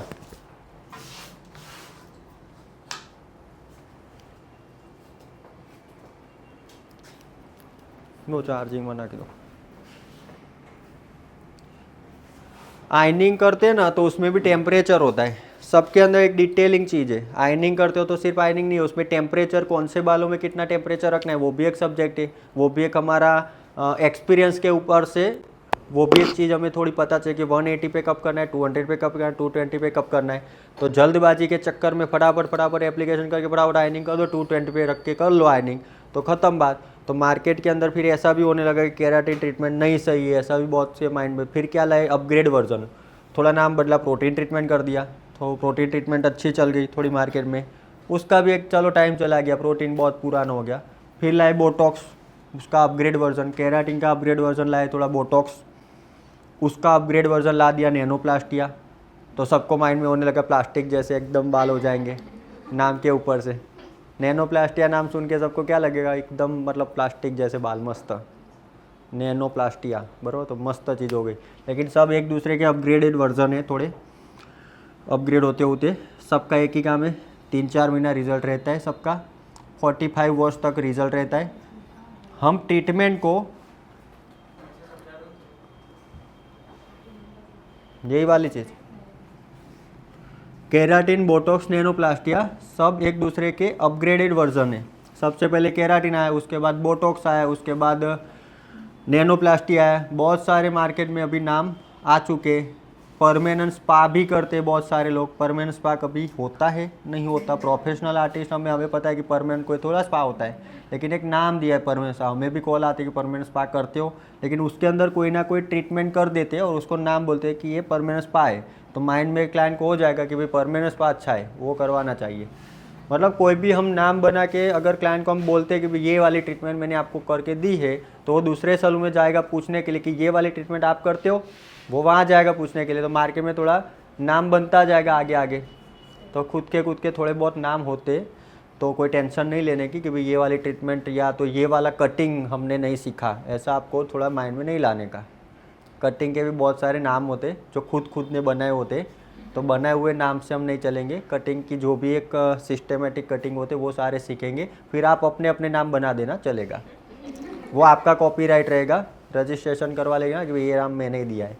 तो नाम ऐसे होते, बहुत सारी ट्रीटमेंट के भी होते। हेयर एक्सटेंशन होता है, हेयर कटिंग, तो बहुत सारे हेयर कटिंग के टाइप्स होता है, वो भी एक डीप सब्जेक्ट है। हेयर एक्सटेंशन का बहुत बड़ा एक बिजनेस है, लाखों करोड़ों का बिजनेस है हेयर एक्सटेंशन का।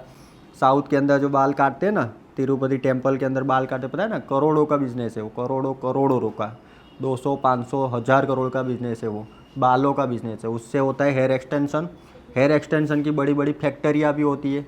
यूट्यूब के अंदर हेयर एक्सटेंशन फैक्ट्री सर्च करना, हज़ारों लाखों किलो बाल बनाते, वो बनाने की पूरी प्रोसेस होती है, फिर वो बाल बनते, स्ट्रिप्स बनाते और हमारे गम से वो चिपकाते ना हेयर एक्सटेंशन। देखा है, किसने देखा है हेयर एक्सटेंशन वीडियो? देखा है? वो तो हम डालते हो वाली देखी होगी सबने। तो उसके पीछे भी बहुत बड़ा एक बिजनेस है, पूरी बहुत बड़ी इंडस्ट्री है ये हेयर एक्सटेंशन की, बहुत बड़ी इंडस्ट्री है ये। पूरा सलून एक कवर कर लो, सामने एक हेयर एक्सटेंशन ले लो, इतनी बड़ी इंडस्ट्री है। पूरा आप सलून का धंधा कर लो, पूरा टर्नओवर कर लो, और एक हेयर एक्सटेंशन का एक मोनोपोली बना लो। तो सलून का धंधा अगर आपका 10 लाख का है, तो हेयर एक्सटेंशन का धंधा आपको 20 लाख का दे सकता है सामने। इतनी बड़ी ये इंडस्ट्री भी है। ये कोर्स हमारे में नहीं आएगा। हेयर एक्सटेंशन हो सकता है, ये बात चल रही है, हेयर के अंदर ये चीज़ हो सकती है। कोर्स के अंदर हेयर एक्सटेंशन हम नहीं सिखाने वाले, ये पूरा एक अलग सिलेबस है। हेयर कटिंग बहुत सारे कटिंग होते हैं, कलर होते हैं, कलर होते हैं, चारों कलर होते हैं, बहुत सारे कलर हो सकते हैं, बहुत सारे कलर बहुत सारे हैं और पैटर्न भी बहुत सारे हैं।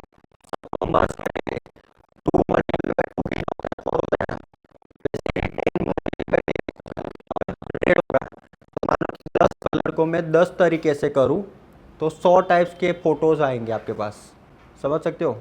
10 टाइप के कलर को 10 अलग अलग तरीके से करूँ, हाईलाइट करूँ, बालियाँ करूँ, ऑम्ब्रे करूँ, ऐसे टाइप्स अलग अलग कलर से टेक्निक बदल रहा हूँ। ऐसे बहुत सारे टाइप से बहुत सारे टिप्स करना है, पूरे बालों में हाईलाइट करना हो जाएगा। ऐसे पैटर्न बदल रहा हूँ, कलर से करूँगा, पैटर्न बदल रहा हूँ, वेरिएशंस बहुत सारे आएंगे।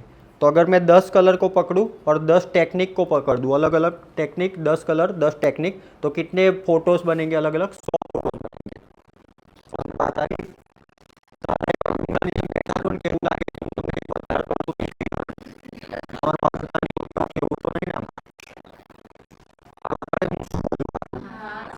दस कलर और 10 टाइप की अलग अलग टेक्निक यूज़ करूँ कर दी, किसी में बालियाज कर दिया, किसी में ऑम्ब्रेट कर लिया, किसी में 2 स्ट्रिप हाईलाइट की यहाँ से की, किसी में पूरे बालों में हाईलाइट की। टेक्निक बदल रही है, कलर सेम है।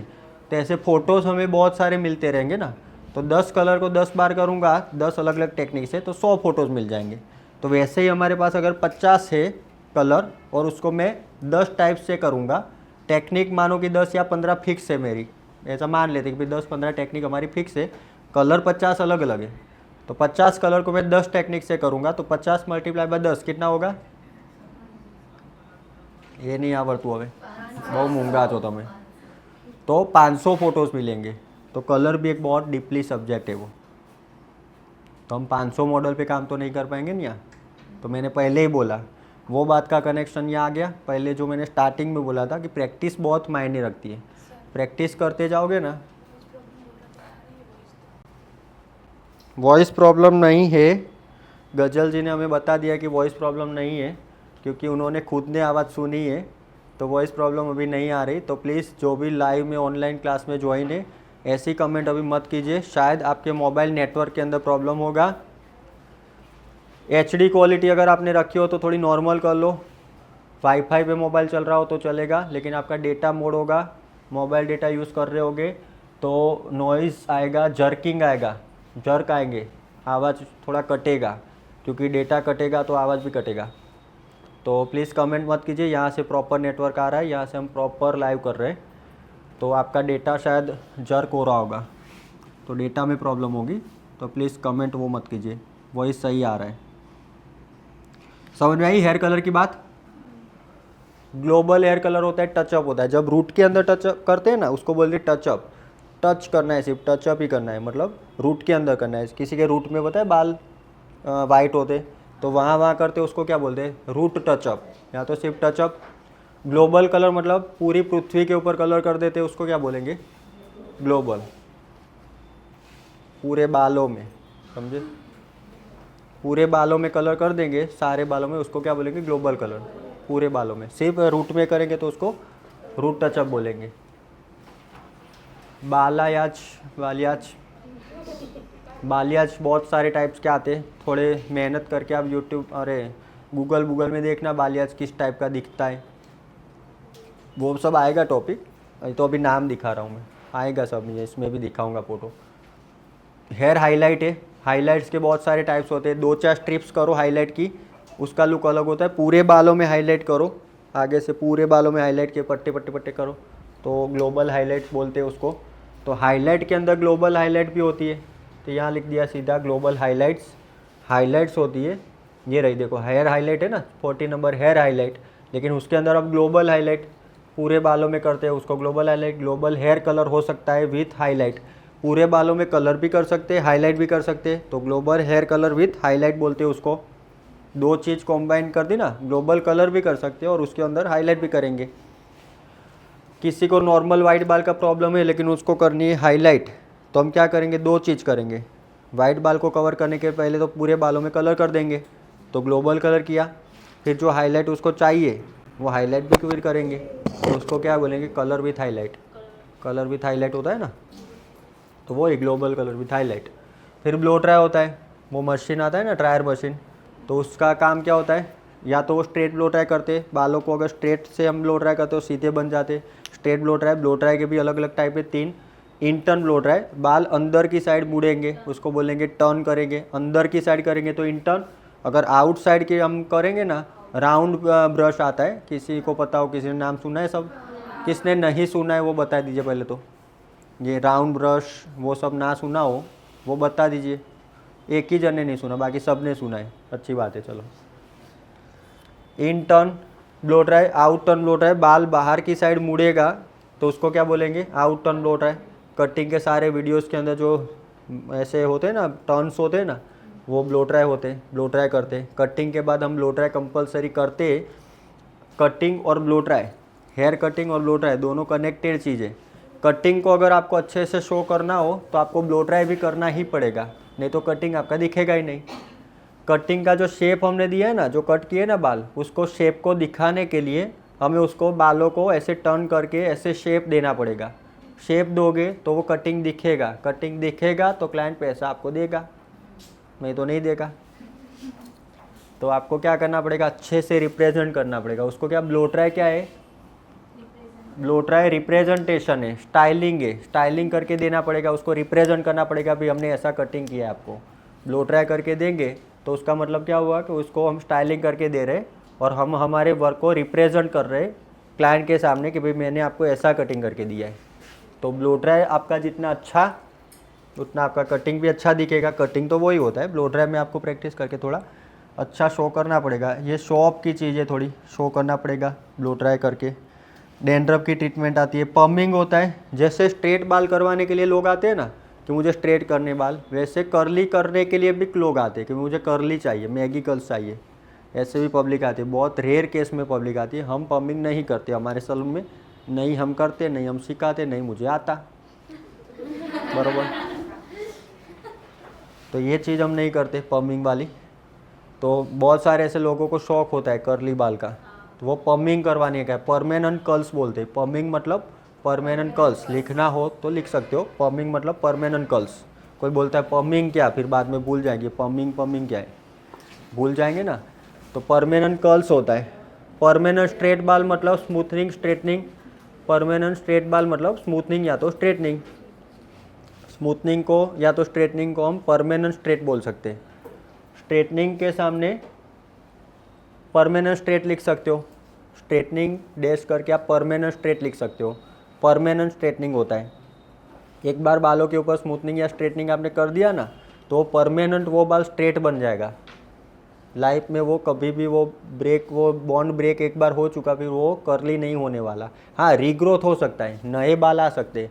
नए बाल जो आपके आएंगे वो तो नेचुरल कर्ली हो गए, तो कर्ली आने वाले। समझे बात, समझ रहे हो बात? फिर से आप बताता हूँ, गूंगा थी गया, कोई हाय नहीं बोल तू। नेचुरली जो बाल का ग्रोथ होता है वो तो एज इट इज़ ही रहेगा। अगर आपके बाल ओरिजिनली कर्ल्स वाले ग्रो होते होंगे तो वो कर्ल्स वाले ही ग्रो होने वाले ना, नए बाल भी वैसे ही आने वाले।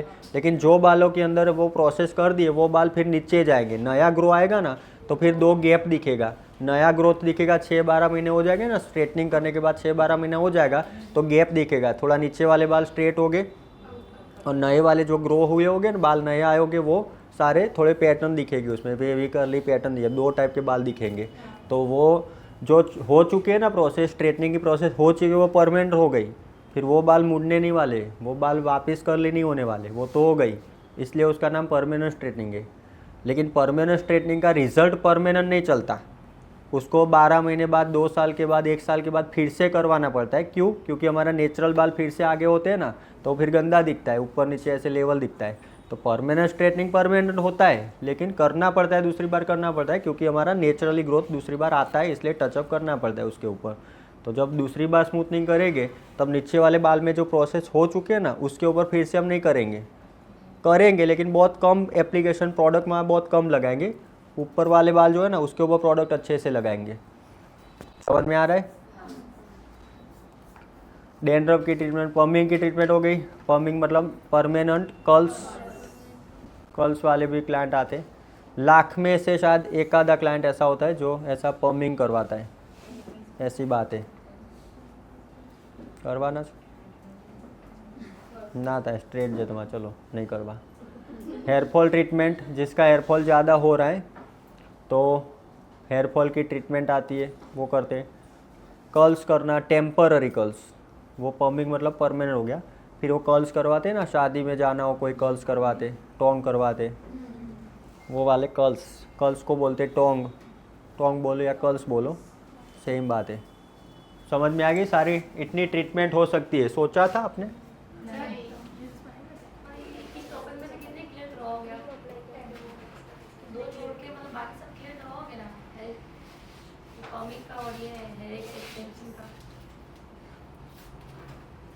एक्सटेंशन का, पमिंग का હું હમણાં જ આવ્યો છું અમદાવાદમાં, પ્લીઝ આવું ના કરો। पहले तो बोला प्रूफ दे दिया आपको, जो लिखा है सब आएगा। PDF आपके पास होगी सिलेबस की, स्टार्टिंग मैंने वहाँ से किया। मैं बाहर एग्जिट नहीं हो पाऊँगा क्योंकि मैंने आपको रिटर्न में दे दिया। एक्सटेंशन का अलग है, उसका तो अलग 35,000 फीस है 7 दिन की। 7 दिन 5 दिवस में बताई दूँ, 35,000 और डिस्काउंट करके 25 में देंगे हमारे स्टूडेंट को। लेकिन कोई टेंशन नहीं, एक क्लाइंट का ही बिल है वो, एक क्लाइंट का ही बिल है वो, टेंशन मत लो। एक क्लाइंट का बिल बन जाता है इतना। सिर्फ आपका एक क्लाइंट आया ना तो हो गया 25,000 का बिल, 20 से 25,000। कॉस्टली है बहुत। शायद आप लोगों ने अच्छे से नहीं सुना, माइंड थोड़ा ध्यान रखो मैं क्या बोलता हूँ। पूरा सैलून का बिजनेस एक साइड, एक्सटेंशन का बिजनेस एक साइड, समझे? पूरी सारी ट्रीटमेंट करते रहो, मेहनत करते रहो, उसका जो टोटल करोगे। लेकिन अगर आपके सैलून में एक्सटेंशन अच्छा चल रहा है ना, तो सारा टोटल मान के वो एक्सटेंशन का करोगे, वो हो जाएगा कवर। मैंने बोला ये चीज़, आपके ध्यान में नहीं रही किसी को। 25,000 दिखता है, 35,000 दिखता है, लेकिन क्लाइंट उसका एक क्लाइंट बिल देने वाला है ना, वो थोड़ा नहीं सुनाई देता। एक क्लाइंट का ही बिल होता है, वो तो एक दिन में वसूल हो जाएगा, वो बात है। क्लाइंट आना चाहिए, क्लाइंट होने चाहिए, इसलिए 25,000 कुछ नहीं है फीस। परमानेंट बोलवानू, परमानेंट हेयर एक्सटेंशन, उसका नाम है परमानेंट हेयर एक्सटेंशन। स्मूथनिंग का भी नाम क्या है? परमानेंट स्मूथनिंग ही नाम है ना, लेकिन परमानेंट रहती तो नहीं है ना। मैंने आपको जो बाल दिए ना, आप मेरे क्लाइंट हो, मैंने आपको जो बाल दिए, मैंने आपको परमानेंट आपको दे दिए, मैं तो रखने वाला नहीं हूँ। परमानेंट आपके बाल हो गए, वो बाल टूट नहीं जाएंगे तो परमानेंट आपके पास ही रहेंगे ना, तो परमानेंट ही एक्सटेंशन हुआ।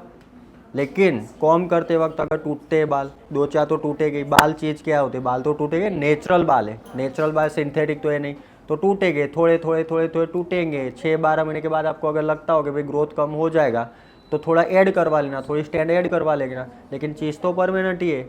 आप अच्छे से रखोगे, अगर आप एक भी बाल नहीं तोड़ोगे तो परमानेंट रहेगा आपके पास, लेकिन ऐसा पॉसिबल तो है नहीं, एक भी बाल टूटेगा ही नहीं। तो बात सही है, लेकिन मैंने बोला ना उसको रिप्रेजेंट करना आना चाहिए ना। क्लाइंट सब ऐसे ही पूछेगी कि कितने साल टिकेगा, अब उसका कोई क्वेश्चन हमारे पास आंसर तो ये नहीं। आप जितनी केयर करोगे उतने साल टिकेगा, 1 साल, 2 साल, 5 साल, आपकी इच्छा। 5 साल तक नहीं रहने वाला, हमें भी पता है, लेकिन क्लाइंट केयर करेगा तो टिकेगा, करेगा तो, इफ और ऐसे लगाना पड़ता है, जो अगर ऐसा किया तो करेगा तो रहेगा, नहीं करेगा केयर तो नहीं रहेगा, वो तो सीधी बात है। तो हम कहीं गलत ना हो ना वैसा कमिटमेंट देने का, लेकिन ऐसे फेंकने का नहीं साहब, ऐसे जैसे तैसे बोल नहीं देने का। ये चीज़ भी सीखना, एक वर्ड सोच समझ कर बोलना। कोई भी क्लाइंट हो या कोई भी आप स्टूडेंट भी हो, मुझे भी एक वर्ड में सोच समझ कर बोलता हूँ। कोई एक वर्ड का भी बहुत मायना रखता है कि भाई ऐसा बोल दिया था आपने, याद रह जाता है ना वो चीज़। ध्यान रखो बातों में, एक वर्ड आपको सोच समझ कर बोलना पड़ता है। ज़्यादा ओवर कमिटमेंट कर देना वो गलत बात है, कमिटमेंट ज़्यादा कर देना वो गलत बात है। जो अपने से हो सकता है वही बोलो, नहीं होने वाला हमें पता है कि नहीं होने वाला, क्यों कमिटमेंट दे रहे हो, गलत बात क्यों कर रहे हो। तो लाइफ में कमिटमेंट गलत नहीं करने की, भले काम कम करो वो चलेगा, लेकिन जो भी करो वो परफेक्ट करना। भले 5 काम करो, इसमें से 5 ही काम करो चलेगा, लेकिन वो 5 काम इतने परफेक्ट करना कि सारे क्लाइंट उसके आपके पास ही आएंगे। सही बात है ना, गलत नहीं है ना। आप हेयर कलर ही करो, हेयर कलर की करने वाले कलरिस्ट की सैलरी 3-3, 5-5 लाख रुपया होती है। चंडीगढ़, पंजाब घूमने जाओ कभी, कोई सैलून बलून का मैं नाम दे दूंगा, ऑनलाइन क्लास चालू है। चंडीगढ़ वाले हो गए, हेयर मास्टर सैलून का भी हम आए थे वहाँ, तो कोई पंजाब का होगा, दिल्ली में निशा लांबा का नाम सुना होगा, किसने सुना है?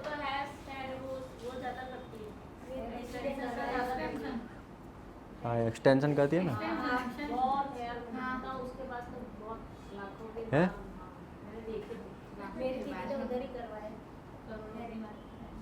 कहाँ है वो? दिल्ली में शायद है ना। हाँ दिल्ली में एक्सटेंशन करती है ना वो, तो शायद नाम है उनका। हाँ, एक्सटेंशन का भी उनका सैलून भी शायद है ना, एक्सटेंशन का उनका बहुत बड़ा मार्केट है। बहुत सारे सैलून के अंदर ऐसा होता है कि कोई एक ट्रीटमेंट में फोकस होता है। मैंने ऐसे सैलून देखे हुए जिसमें 3-3 लाख सैलरी वाले एम्प्लॉय होते, और उसमें ऐसे 150 एम्प्लॉय होते जिसकी सैलरी 1 लाख, 2 लाख, 3 लाख, कमीशन के साथ 5 लाख, 6 लाख सैलरी होती है महीने की। मैं ऐसे मिला हुआ हूँ, मैं भी ऐसे मिला हुआ हूँ, मैंने देखा है मेरी नज़रों के सामने। एक दिन में 100 कलर करते, एक स्टाफ वाला, एक एम्प्लॉय 100 लोगों का, 90 लोगों का, 100 लोगों का कटिंग करता है। एक का बिल होता है 20 से 25 हज़ार, एक का बिल। चंडीगढ़ में शायद, मैं नाम नहीं दे पाऊँगा, ये ऑनलाइन क्लास चालू है इसलिए, वो बाद में कभी डिस्कस कर लेंगे। तो चंडीगढ़ साहिब ऐसे सैलून है मैंने देखे हुए, पंजाब में और दिल्ली में सैलून देखे हुए। 20 से 25 हज़ार कलर का बिल बनता है। एक दिन के 50, 60, 70, सीज़न के अंदर 100 क्लाइंट एक एम्प्लॉय हैंडल करता है, एक एम्प्लॉय। और वैसे 130 एम्प्लॉय मैंने खुद ने देखे हुए कि 130 एम्प्लॉय की पूरी ऐसे एक्सेल शीट है, और हर रोज़ हाजिरी पूरते, ऐसे 130 एम्प्लॉय काम करते हैं एक सैलून के अंदर। और ऐसी 20-25 ब्रांच है, ऐसी 20-25 ब्रांच है, तो ऐसे भी है मतलब मार्केट। तो आप ऐसा मत सोचो कि एक जो टॉपिक है वो टॉपिक में मास्टर ही ला दो ना, कोई एक पॉइंट ऐसा हो कि इसमें मास्टर बन जाओ ना, तो बहुत बड़ा ग्रोथ है सारे पॉइंट के अंदर। मानो कि कोई कटिंग करता है, लेकिन ऐसे ऐसे कटिंग करता है जिसका रेट 5-5 हज़ार रुपया होता है। कटिंग का भी रेट अहमदाबाद के अंदर भी 5-5, 7-7 हज़ार रुपया रेट वाले भी सैलून है, वो भी ऐसे ही सैलून है। हेयर कटिंग है, मैंने खुद ने देखा हुआ है 500 रुपये भाव था, वहाँ से 5000 ले जाना भी हमें आना चाहिए। 5000 का भी कटिंग होता है, 10,000 का भी कटिंग होता है। ऐसे भी सलून है, ऐसे भी मैं पहचान 5-10 हज़ार 12 हज़ार विद GST अगर बिल निकालेंगे 12,000 का कटिंग भी होगा। ऐसे भी सलून है, आपने साथ कोई देखा हो अपनी लाइफ के अंदर 10 से 12,000 के कटिंग भी होते हैं। सिर्फ कटिंग के अंदर मटेरियल क्या जाएगा? कुछ नहीं, सीजर। वो तो जाएगी नहीं, जाएगा तो क्लाइंट के बाल। पूरा 100% प्योर प्रॉफिट। कटिंग मतलब 100% प्योर प्रॉफिट। इसमें बहुत सारी ऐसी ट्रीटमेंट है जिसमें मटेरियल जाएगा, बहुत सारी ऐसी ट्रीटमेंट है जिसमें मटेरियल नहीं जाएगा। तो कटिंग में 99% प्रॉफिट है। शैम्पू और कंडीशनर जाएंगे, मतलब 5% कॉस्टिंग आएगा, ऐसा गिन लो। बाकी सबसे ज़्यादा प्रॉफिटेबल जो है वो कटिंग है। हेयर कटिंग सबसे प्रॉफिटेबल है। हेयर कटिंग, ब्लो ड्राई के अंदर क्या जाएगा? लाइट बिल जाएगा बस। तो हेयर कटिंग ब्लो ड्राई करोगे ना, वो सबसे प्रॉफिटेबल चीज़ है। बाकी सब में मटेरियल यूज़ होगा, प्रोडक्ट जाएगी। बरो तो ऐसे भी है, मतलब एक फील्ड के अंदर अगर आप मास्टर बनते हो ना तो इतना लेवल जा सकते हो। 3 से 5 लाख की सैलरी भी आपको मिल सकती है। 10,000 से लेके 5 लाख की सैलरी आपको मिल सकती है, वैसी बात है।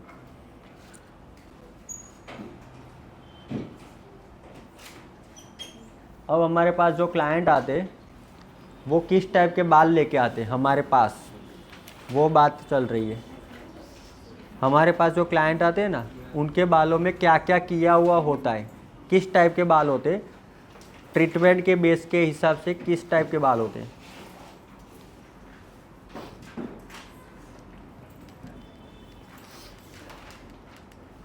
क्लाइंट हेयर टाइप्स, क्लाइंट के हेयर टाइप्स।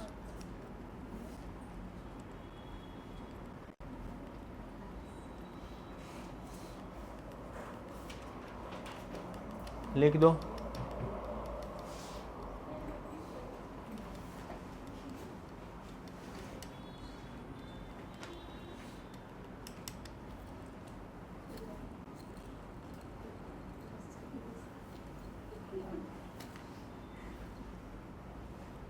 देर हो गई ना, तो मुझे एंड करना पड़ेगा यहाँ, है ना।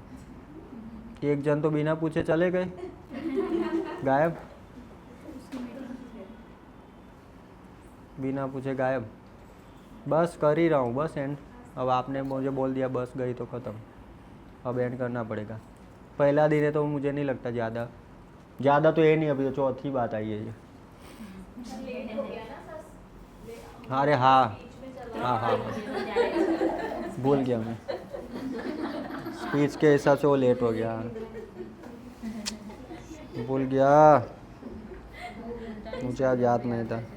नहीं, वो तो याद करवा देते मुझे, टेंशन नहीं है, टेंशन नहीं है वो। चलो इतना, चौथे पॉइंट से हम कल चालू करेंगे, बरोबर।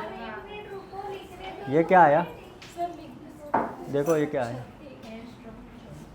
अब चलेगा ये तो, कल से फिर से यहाँ से ही चालू करेंगे, 4 नंबर से। देखो बस मीनू जी ने बोल दिया, अब तो कल ही करना पड़ेगा। हीना कोटेड, डाई कोटेड, ऑनलाइन जो भी क्लास कर रहे हैं, आज का लाइव अभी हम एंड करने जा रहे हैं। कल का जब क्लास चालू होगा तब हम उसकी लिंक सेंड कर देंगे ग्रुप के अंदर, और ये वीडियो रात को सेव हो जाएगा। ऑनलाइन क्लास वालों को बोला है, ऑनलाइन क्लास वालों को बोला है, ऑफलाइन को नहीं बोला है। 2 मिनट रुकिए ना,